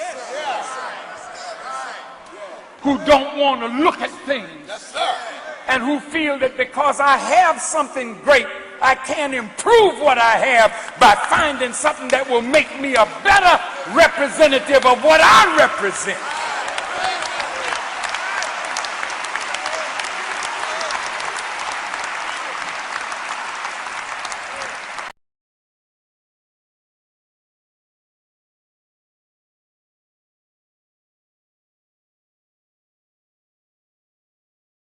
I mean, the minister making it plain now. Hold on, we not through. I got another one for you, because I want to make sure that when you get off this live, you will never be able to say, man, I don't get it. Hold on, I got another one for you.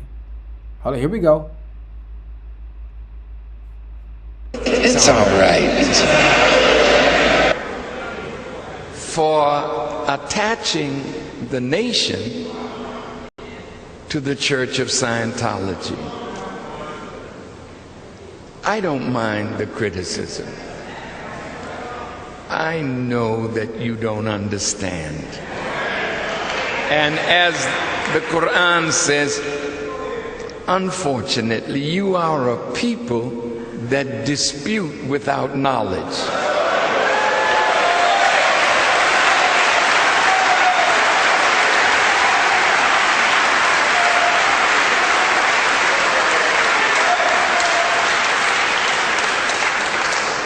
So I'm not upset at the things that you say. I just would like to share with you a few small things. I want to share something really quick. I want us to study, man, how to minister. Look at the minister's spirit, you know. Oh, I'm not upset with you. Oh, the Quran said. See, when people come after us, you notice how when we respond out of character, that's highlighted. See? And the minister said this. He says, you go as a savior, you go as a redeemer. He says, in another measure, he talked about how they'll try you, and when they get you to break, they'll say, see, I told you that nigga wasn't nothing. See, we got to be mindful of how we respond and learn how to rise above our emotions into the thinking of God, because we may be harming ourselves even worse than them by our spirit in how we respond. If y'all get what I'm saying. See, it's okay to be upset and be pissed off here, because it do be getting annoying sometimes. But we have to keep our composure, because there's sometimes people are looking for us to get shaken up. They looking, see, look at that nigga, he made a threat. And the moment we do something that naturally happens, we still black. I don't care how many bow ties we got on.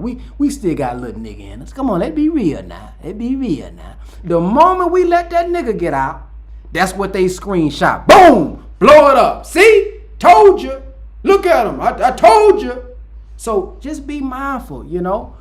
Try, you know, I know it's hard sometimes, but let's keep our composure. If you got a response, respond. If we got, you know, we hit them with the fact, heard truth and falsehood, heard the truth and falsehood. But don't let anybody get us out of character where we're writing comments that can be screenshot.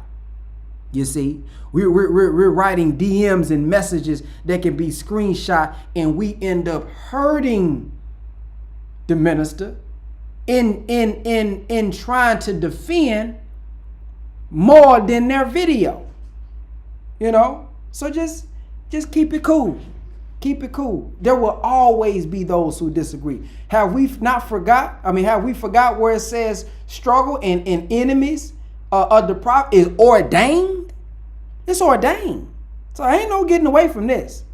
Just like the same, they bring up the same. Listen, if we just gonna be real, a lot of you folks bring up the same points that was brought up 20 years ago on Sinetta. Come on, dog. So this how I know Some people I see online, they know, because this was debate. A lot of this stuff was debated before I was born on Harlem 75th Street, whatever the street is. They've been talking about this. You see what I'm saying? So for some people, not all, for some people to say they don't get it, I don't understand, this is confusing. No. I seen them old videos. You know what I mean? Come on, it's the same. So 50 years, 20 years from now, guess what? It's gonna be a new group, and a new group finna have something to say. It's just ordained. So that ain't never going away. No matter how hard we go, how deep we are, this is just a part of the process, family. It's just a part of the process. Before I get into my lecture, you know, I have worked for you for 57 years of my life. If you check my history, I am totally in love with you.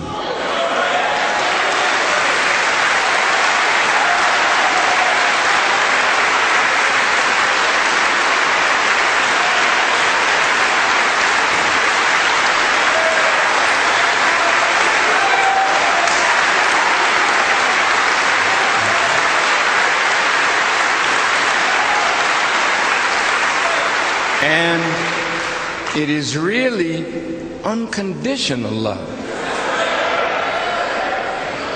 I don't care how you come. I don't care what shape you're in.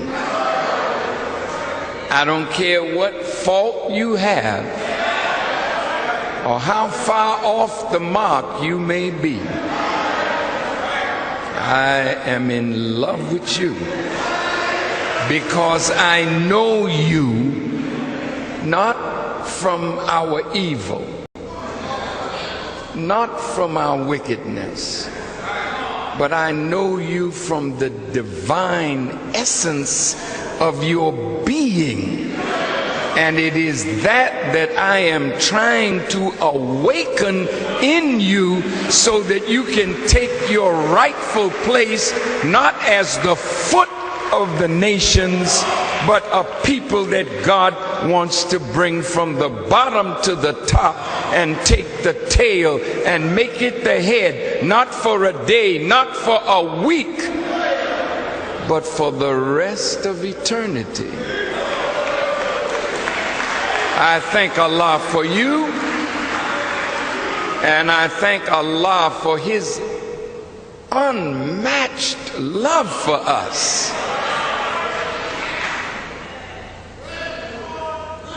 So I wanted to say, look, you know, the critics are saying, oh, Farrakhan talking all this black talk and went over to this white man, L. Ron Hubbard. Stop.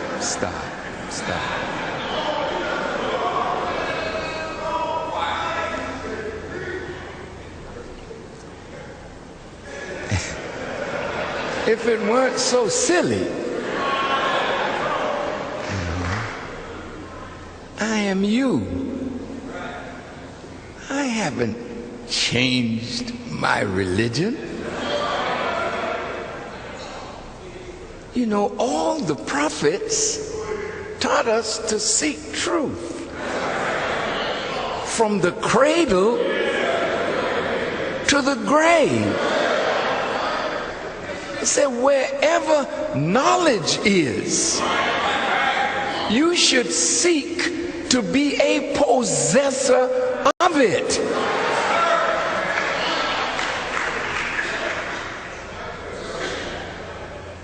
You know, some of you went to school. You went to college, didn't you? Some of you. How many of you in here have a college degree? May I see your hands? Were all your teachers black?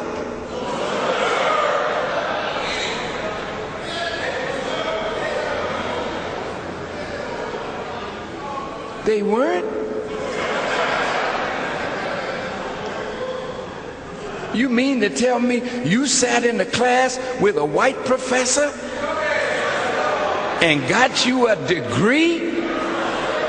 And now you're working for white people, getting a salary. Did you ask your teacher, how many times have you called black people nigger?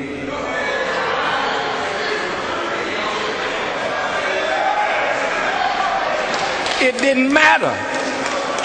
You were seeking a law degree. You were seeking a degree in your specialty. So it didn't matter what religion that person was, what race or ethnic group they belonged to, because you didn't go there to join their race or their ethnic group or to condemn them for being white or Asian or Hispanic or black. You went there to get some knowledge that would help you to be better at what you wanted to do with your life.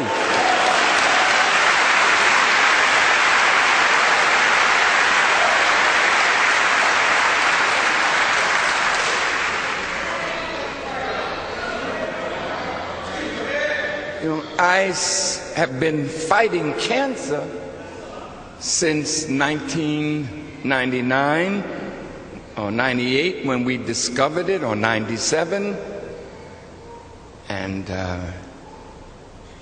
it almost killed me. My first experience with doctors was at Howard University.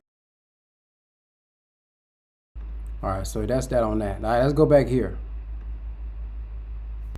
All right, let's listen to what she's saying. I know exactly who L. Ron Hubbard is.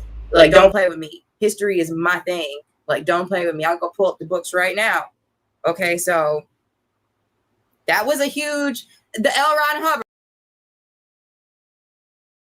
Now, when we talk about pulling up the books, in the Dianetics book, now, brothers, y'all can correct me if I'm wrong on this, because y'all, I'm sure, or sisters are a little bit more versed in this than me.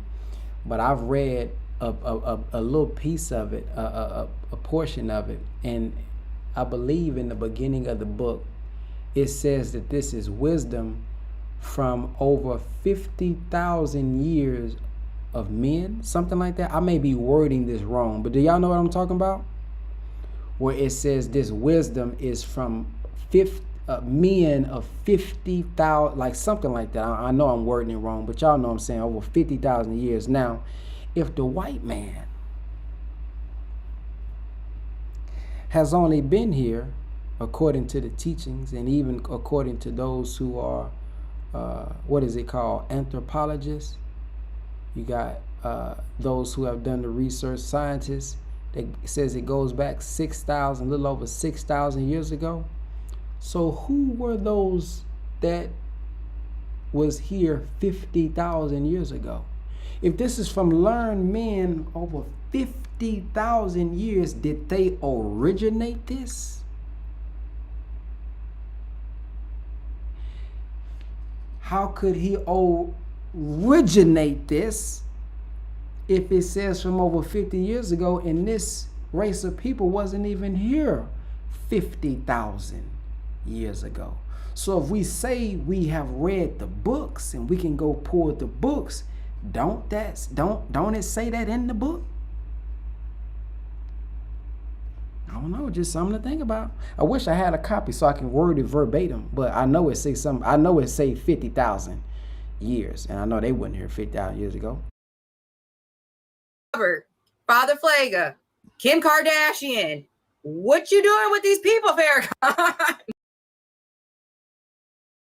Okay, so we all know that the minister has a relationship with Kanye West. Kanye West is from Chicago. Kanye West has learned from the minister. Kanye West was married to Kim Kardashian. So what is this is stuff I be talking about, man. This is just common sense. What is the minister supposed to do?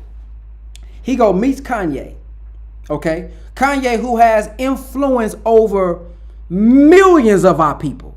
Y'all can hate him or like him, but at the end of the day, millions of people are influenced by Kanye. And we have heard the teachings of the minister come through Kanye. Doesn't mean that Kanye accepts everything and everything he says right and exact. No, but we have heard the teachings come through him when he's talking about being a guy X, Y, and Z. So what is the minister supposed to do when he takes a picture? Say, all right, move Kim out the way. I can't take a picture with Kim Kardashian. Come on, man. Some of this stuff just be petty to me, man. What is the minister doing with Kim Kardashian? Like the minister asked specifically for Kim Kardashian. And even if he did, like, what is he just supposed to be? I mean, oh my Lord, man, we take this stuff to the extreme. They talking about that picture when the ministers with Kim Kardashian, Kanye, and their whole family. Obviously, they had a meeting and they took a picture before they left or something, man. The same way you do. The same way we all do. But this is what I'm saying. When it's presented on podcast, though, it's almost like, you know, you see how it's framed. See, he with Father Flagler. He's with Kim Kardashian. Why didn't you mention Kanye? Why didn't you mention that the man was meeting with Kanye, who was married to Kim Kardashian? Why leave that info out? The framing of this. It's some of this stuff is just childish sometimes. I'm not trying to take away from anybody's experience, because that's their experience. But sometimes the way y'all framing them, man, y'all wouldn't want nobody to frame y'all like that. You know, y'all wouldn't want nobody to do, you know, leave out context with if they was discussing you. So why do that? If you disagree with a man, that's fine. But when you're presenting to an audience, when you are deciding that you're going to talk about someone else publicly, don't leave out context. That's not fair. See? So then we end up doing or becoming what we so-called judging. See? You may be speaking from a perspective of how something is wrong, how this person is doing something wrong, but it's also wrong to present and frame knowing how our people are, right? With perspectives, to leave out certain information, and you know the opinion that's going to now be what word am I looking for? Formed by your lack of sharing context. You see? That's wrong. I already know everybody not going to agree with the minister. I already know everybody not going to accept the teachings. And I quite frankly don't care. All I'm here to do is deliver a clear message. If you have a righteous life and you living your life and you doing good, like good. I'm not even finna be on your page. I'm not finna say you going to hell. But to come on, man. But to talk about somebody and present it a certain way and frame it, and you leaving out certain info. Come on, man. Come on. And I know it's not that hard, because you just said the sentence prior, oh, I love history. Well, if you love history, you're going to go back into the history and say, why did he what was this picture about? Same way y'all do with he had on the masonry. Do your research. Why did he have it on? See? Get the why. Was he honored? Did he join something? What is it? See? But we leave out, I believe, purposely, we leave out information to make the people form a negative opinion about somebody. And that's wrong. That's wrong. That's not right. I'm not here I'm not one of those believers that if you don't agree, I'm mad at you. Man, hey, that's just your opinion. But I don't care if you're doing this about a Christian. I don't care if you're doing this to a non-believer. It's wrong to leave out context. That is wrong. This is why the Quran says, when an unrighteous person bring you news, look carefully into it, lest you share it and then regret what you did. You harm a people and regret what you did. Because now we begin to spread rumors and spread certain things without context, and now you got people thinking a certain way that they shouldn't even be thinking. That's messed up. That's like saying, this sister here went off on somebody. I mean, her attitude just bad. I mean, rolling her neck, but then I left out that somebody cussed her out 3 minutes prior. See, I don't say that somebody cussed her out, but I'm just talking about how she was going off, and I mean, she just had a filthy mouth. But then I'm leaving out that somebody mistreated her. That's wrong of me. That's wrong. Provide the full context. Somebody said, but don't you have to stick to the doctrine if you are a member of the NOI? It seems like you joined this live late. I'm not going back. Go watch the replay. It seemed like you have joined this live late. Go back and watch the replay if you want, and you'll get the answer to that question. What you doing with these? What you doing around these people? We don't need these people to build our nation. Where is our underground bunker at? Okay, we don't need these people. We don't. Did you come to terms that when you came to terms, if you could word it like, if this is a cult? All right. So that's it. That's the piece I wanted to hit on right there. But even that last statement, right? We don't need these people to build a nation. What that's called, brothers and sisters, is a strawman argument. What that is a strawman argument. Let me prove it to you. So she's referring to taking a picture with Kim Kardashian, you know, all this type of stuff. Okay. Was the minister taking a picture to build a nation? Was the minister taking a picture with Kim Kardashian in it to build up our people? Did he go there to ask Kim Kardashian to help save the black man? So let me read y'all what a strawman argument is. A strawman argument is a logical trick. It happens when someone changes your point into a fake, wild, or extreme version. I don't like that definition. That's not the definition I'm looking for. That's just an example. Let me get you the definition. Here it is. A strawman fallacy, sometimes written as strawman, is an informal fallacy of refuting an argument different from the one actually under discussion, while not recognizing or acknowledging the distinction. In other words, they say something that's not the point. Like the point of him being there with Kim Kardashian was not to build a nation, or to, build up our people. So they destroy that to then try to win the argument, but that was never the intentional argument in the first place. So again, these are things, and I don't get why.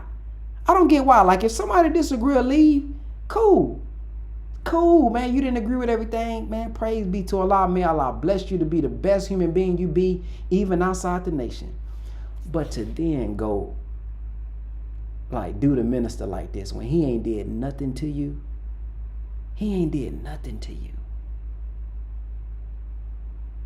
The minister lectures, the books is all to help us, whether if you stay a member or not. So when you leave and then you go like do stuff like this, you frame it in a certain way to make people form a negative opinion about the minister. He ain't did nothing to you. At least stick to your story. Like again, just stick to your story. Hey man, this is my experience. A sister did it. Like if you're going to speak about your story, cool. I mean, nobody can take that away. But to then go start adding stuff onto the minister and his intentions and framing it there, like why? Why? For what purpose? For what purpose? What did the minister do to you?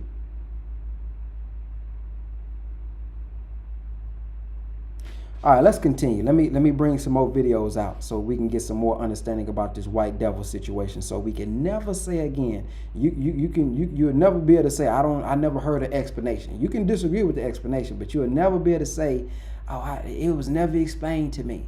Here go another video right here. I just want you to know what came from yourself, so you know what's in you. A beast came from you because there's a beast in you that you got to get under control. But the white man is the manifestation of all the crap that ever was in you and in me. You're looking at it walking around now. It got flesh and form, and it give you hell because that evil of yourself gives you hell. God wanted you to see evil from yourself in a living form. Then he would put your true nature to sleep to allow the weaker part of yourself to dominate you, to show you why you must gain control of the weakness of yourself, so that in getting control of the weakness of yourself, you've already conquered the white man, because he came from the weakness of you. Woo. Wisdom, man. Wisdom. Okay, now, I know I explained it, I read it, but I want y'all to hear now. Why? But why did Muhammad or any Muslim murder the devil? The lessons say you supposed to murder the devil. I heard now. Okay, well, here go the understanding. Here goes the meaning of this. Listen up. When you add to that a lack of submission to the will of God, then you've got all the ingredients to make a real enemy for self and others. Now, in our lessons from the Honorable Elijah Muhammad, he raises the question that has been so misunderstood: why does Muhammad and any Muslim murder the devil? Murder is a premeditated thing. It is planned and carried out according to a plan. Why does Muhammad and any Muslim murder the devil? And what will be your regards, your reward rather, in regards to taking 4 devils' heads? So many of us in the days of our ignorance, and many white people who got those lessons, and the FBI certainly has them, they're looking and say, oh my God, these Muslims are being trained to be murderers of the devil. We really are. We really are. But not in the way you think, wicked one.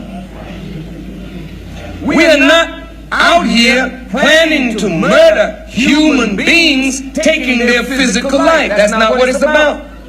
4 heads. Does that mean that every Muslim must go out and actually take the head off of 4 devils? No. The Honorable Elijah Muhammad didn't want these lessons in the prisons. Because in the prison a man don't have anything to do but look at things like this and think of his condition and who put him in such condition. He might get angry and start getting a few heads in the jail, and this is not proper. So the Honorable Elijah Muhammad did not want such lessons in the prison. But as we mature in the teaching, we began to understand that you've got 4 beasts that the Bible talks about. 4 great beasts, and it's not talking about physical animals, but it's talking about human beings who have not matured spiritually, who are of that beast-like temperament and nature. They are underdeveloped human beings, so they're on the level of the lower forms of life. America is like that. She's one of the great beasts that the Bible talks about. Sorry about that, brothers and sisters, but that's the truth. England is like that. She's one of the great beasts that the Bible is talking about. Germany is like that. Italy was like that. Russia is like that. These are beasts. When you have a beast, the beast doesn't think about what's right or wrong. The beast says, I'm hungry. Here's a little lamb, I'll pounce on it. America doesn't think of right and wrong when she thinks about the raw materials that are in some Latin American country, some Central American country, some Asian country, some African country. If it's there and we need it and there's an opportunity, we take it. That's the nature of a beast. Boss up with the paper, black guy, so I'm made, but throw it like a ball player. I ain't worried about a hater. Catch up.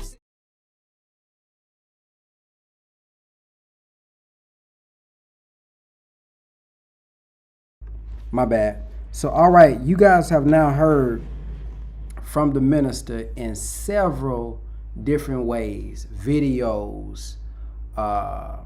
He done responded to it. I done showed y'all screenshots, written. So we should no longer be confused about this man.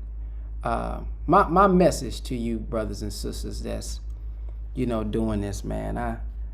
I just encourage you to, again, I understand that we all have had our experience. We all have had, I'm sure, disappointment. And how we handle our disappointment, the minister teaches us, is very critical. We're all going to be disappointed. You can leave and go to a church. If you're there long enough, we're going to be disappointed. Go get in a relationship. Be in that relationship long enough. You're going to find possibly some disappointment. So it's how we handle it. Struggle is ordained. Struggle is ordained.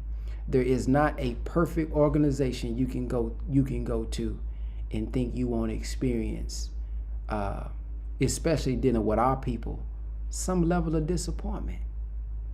We are a people that are striving to be cleaned up from being, ran into the ground mentally, spiritually, financially.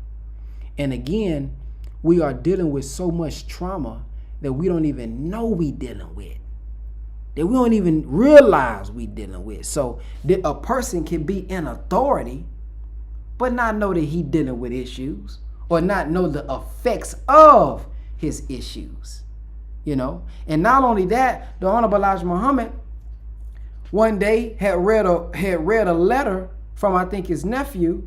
He looked at it a negative way and then woke up and saw it a different way. So the minister says that your mood can affect your perspective. So not only that, we are daily going through different things. People are dying, people cussing us out, people getting on our nerves. So the way we handle each other, all of what we dealing with on a day-to-day basis may go into how we treat someone, how we're treated. So, this is going to be shoot, if we ain't got no patience, boy, you might well go put yourself in the bubble. Go put yourself in the bubble. But don't go around, brothers and sisters, man, misrepresenting someone. That's not good. That's not good. Tell your story. You know, I get it. You want to get certain things off your chest. But be mindful, man. Just be mindful, because you wouldn't want nobody to do that to you.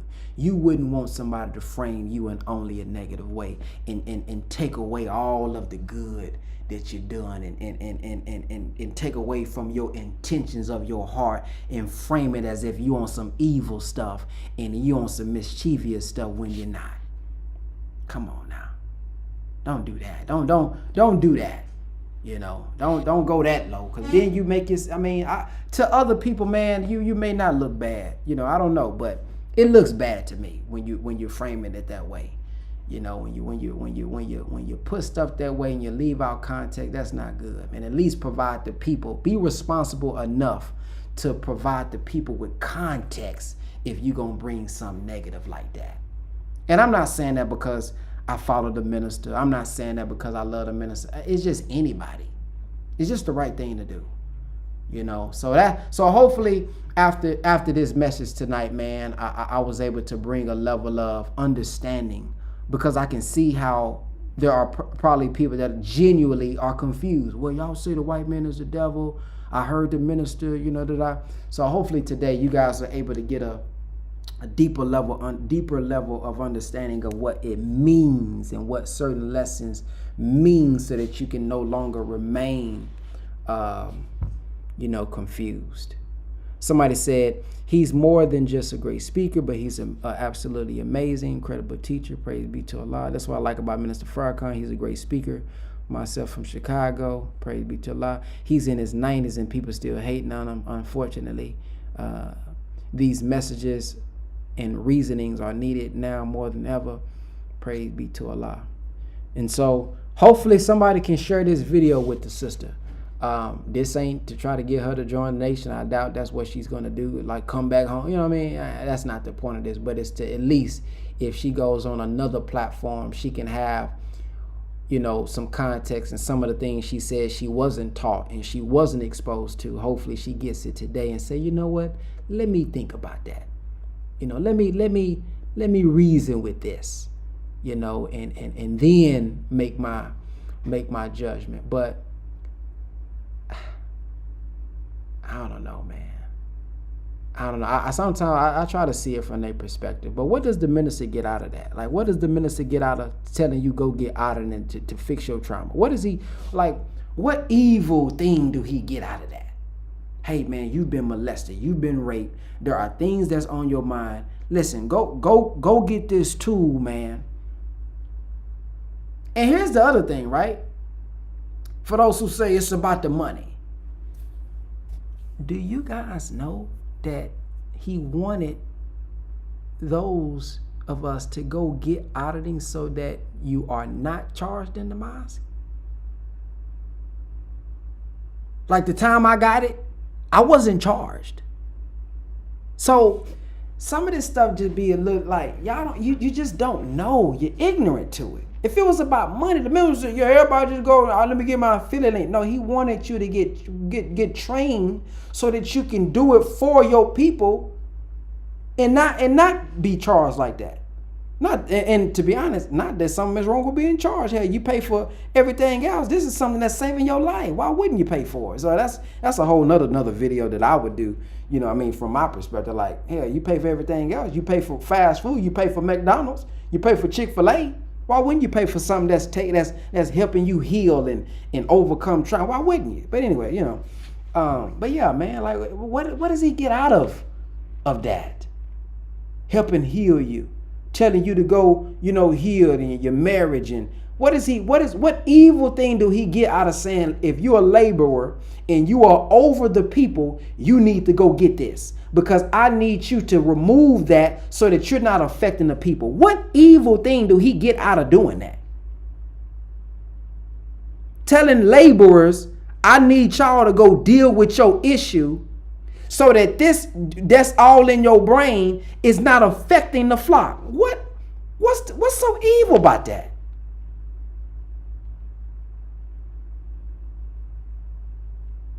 What's so evil about that? And you know, half of the people that say something don't even know. Watch this. Let me prove it to you. Rashad 363. I'm going to prove it to you. Rashad 361 says L. Ron Hubbard should not be associated with the NOI at all. He forced that on y'all. Let's say that's true. He forced it. I want you to tell me one thing from that the minister forced on us that's bad. And I want you to explain it in the comment section. We're going to give you some time. I want you to, and don't hold nothing back. This YouTube, so it don't give you no character. It don't limit your comment. I'm talking about go in too. Don't use ChatGPT. Use your brain. I want you to tell me one thing that the minister has said, look into, or do from him that's, I'm talking about, detrimental. And I need you, break it down in detail. Don't leave it out. Don't leave nothing out. Come on, let me see. Come on with it. Let us educate us all. And if you want to come on the live, let me know. Because I ain't got all day to be waiting on your comment either, because I'm finna get off.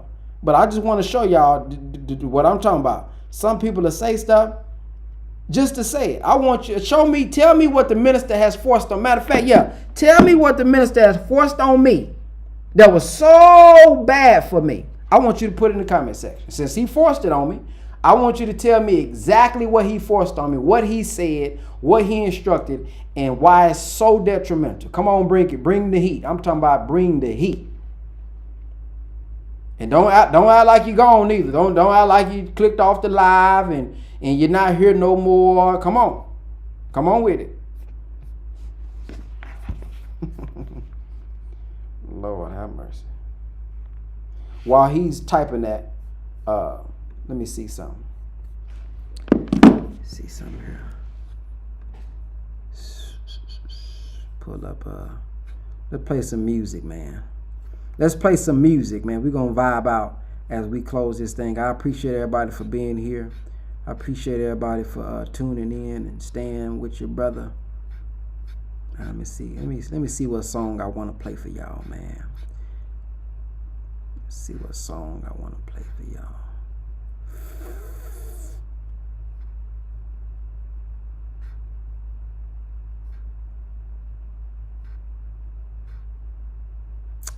A man like Farrakhan. I made this song right here. Check this one out.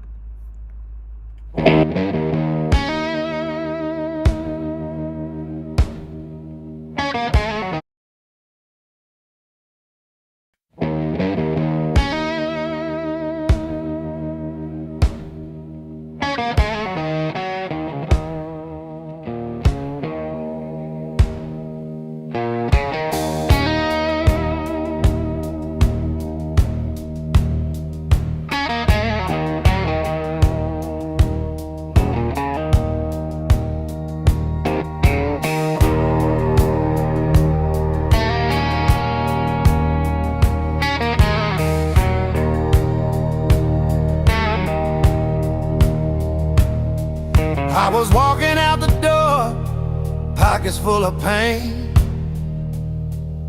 Dreams had slipped away like a runaway train.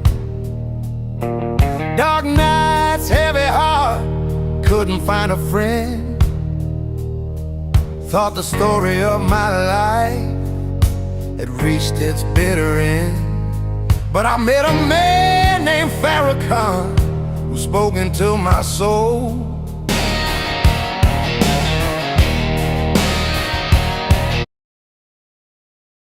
All right, y'all. Now look at the answer.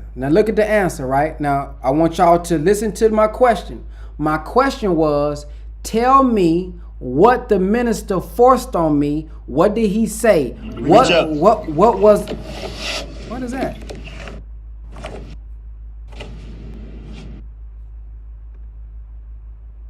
Lord have mercy. I said, what did he say? What was so detrimental? This was his answer, brothers and sisters. It's bad because it's like playing with the devil, literally, because of who L. Ron Hubbard was, which is the devil. You see how that didn't answer the question at all? You see how that didn't answer my question at all? So I'm going to try again. Let's try it again. What did the minister force on me? And what about it specifically was so detrimental? Please be very detailed. Let's try again, because that didn't answer that question. See what I'm saying? See, that's what I'm talking about. Let's play another song, fam. We're going to play another song, and we're going to wait on his next answer. We're going to wait on the next answer. Let me get another song for it. We're going to get us another song, because that damn show didn't answer the question at all. Okay, let me see. Let me get a good song for it. Let me get a good song. Ooh, we're going to call this song the FOI. FOI. Yeah, we stand on truth. Soldiers for God, we the righteous youth. Yeah, FOI. Yeah, we ready to ride. Discipline, order, we stand with pride. I say FOI. Yeah, we guard that flame. Protect the teachings, honor the name. Yeah, FOI. We rise. We strive for a lie, we live for the people we die. We ain't soldiers for fame, we soldiers for peace. Somebody said they couldn't hear me. So what I said was this. He didn't answer my question. So, or he or she. So I'm asking you, what specifically did the minister force on me? Specifically. And what about it that he forced on me was so detrimental? Please be detailed. I'm talking about be detailed. I'm talking about let us have it. Because they didn't answer our question. FOI. Yeah, we stand on truth. Soldiers for God, we the righteous youth. Yeah, FOI. Yeah, we ready to ride. Discipline, order, we stand with pride. I say FOI. Yeah, we guard that flame. Protect the teachings, honor the name. Yeah, FOI. We rise, we strive for a lie, we live for the people we die. We ain't soldiers for fame, we soldiers for peace. Defend the word till the lies all cease. Suited and booted, mind stay sharp every step we take. That's guided by a heart from the messenger school to the minister stage. We the fruit of the truth, from the nation's page. Built by Elijah, trained by the best. We the men of God, put the wicked to rest. We don't chase clout, chase correction. Real men reflect divine perfection. Respect to the sisters, protect the weak. And we speak that word that the lost now seek. F-O-O-I. Yeah, we stand on truth. Soldiers for God, we the righteous youth. F-O-I. Yeah, we ready to ride. Discipline, order, we stand with pride. F-O-I. Yeah, we guard that flame. Protect the teachings, honor the name. F-O-I. We rise, we strive for law, we live for the people we die. We in the streets every week with the paper in hand, spreading word of the Savior across the land. No fear in our heart, no hate in our eyes, just truth for the people. Love that don't die. We men of principle, we men of might. We stand for justice, we live for right. From the mosque to the block, we clean that zone. Turn a lost man's pain to a faith that's grown. We ain't just talk, we the proof, you see. Black men made new divinity. When the world look lost, we the light they find. Farrakhan soldiers, body and mind. They said strong men gone, but we still here. MOT, men of truth sincere. From the west to the east, we gon' rise again. Nation building, making boys real men. With a suit, a tie, a mind refined, spirit discipline, body aligned. A soldier of God, don't flinch or flee, cause the F-O-I stand faithfully. Yeah, F-O-I. Yeah, we stand on truth.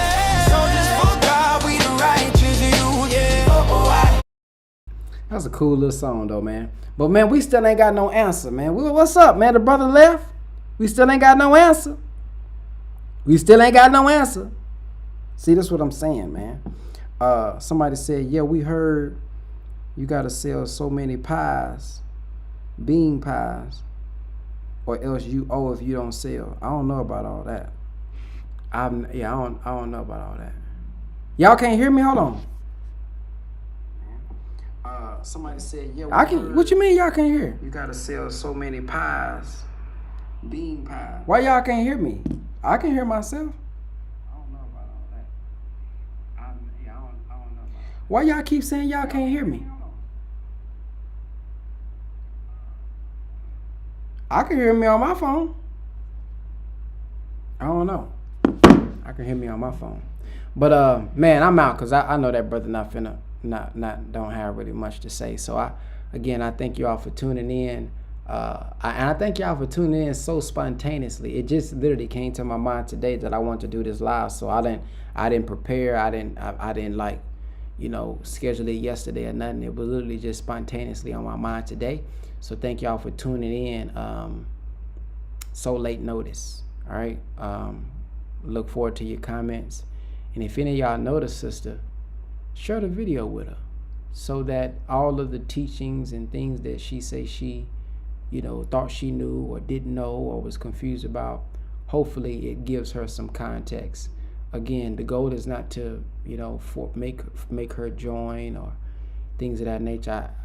They use the word escape. I know we gotta use like certain things on YouTube or Facebook for shock value and to get people to watch, but there's no compulsion in Islam. For those who don't know, this is for those who don't know. There is no compulsion in Islam. Even when you hear people say that Islam was forced on people, if anybody forces Islam, that is not a Muslim. All right, or they're not acting as a Muslim, because in the Quran it says that there is no compulsion in Islam. There is no forcing, so nobody has to escape. I know that's a play on words or whatever, but this is only for those who genuinely don't know.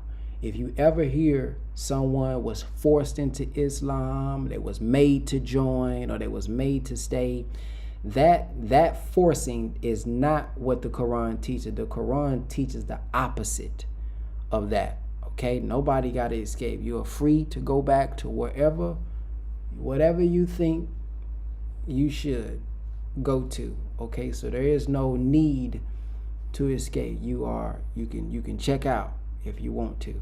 All right, again, that is only for those who see stuff online and you know, you may run off the title, or you didn't watch the video to get context of what it meant. You know what I mean? It's just so much, man, that could be misunderstood online. So I did want to clear that up. So thank y'all for listening. Y'all have a black-tastic night.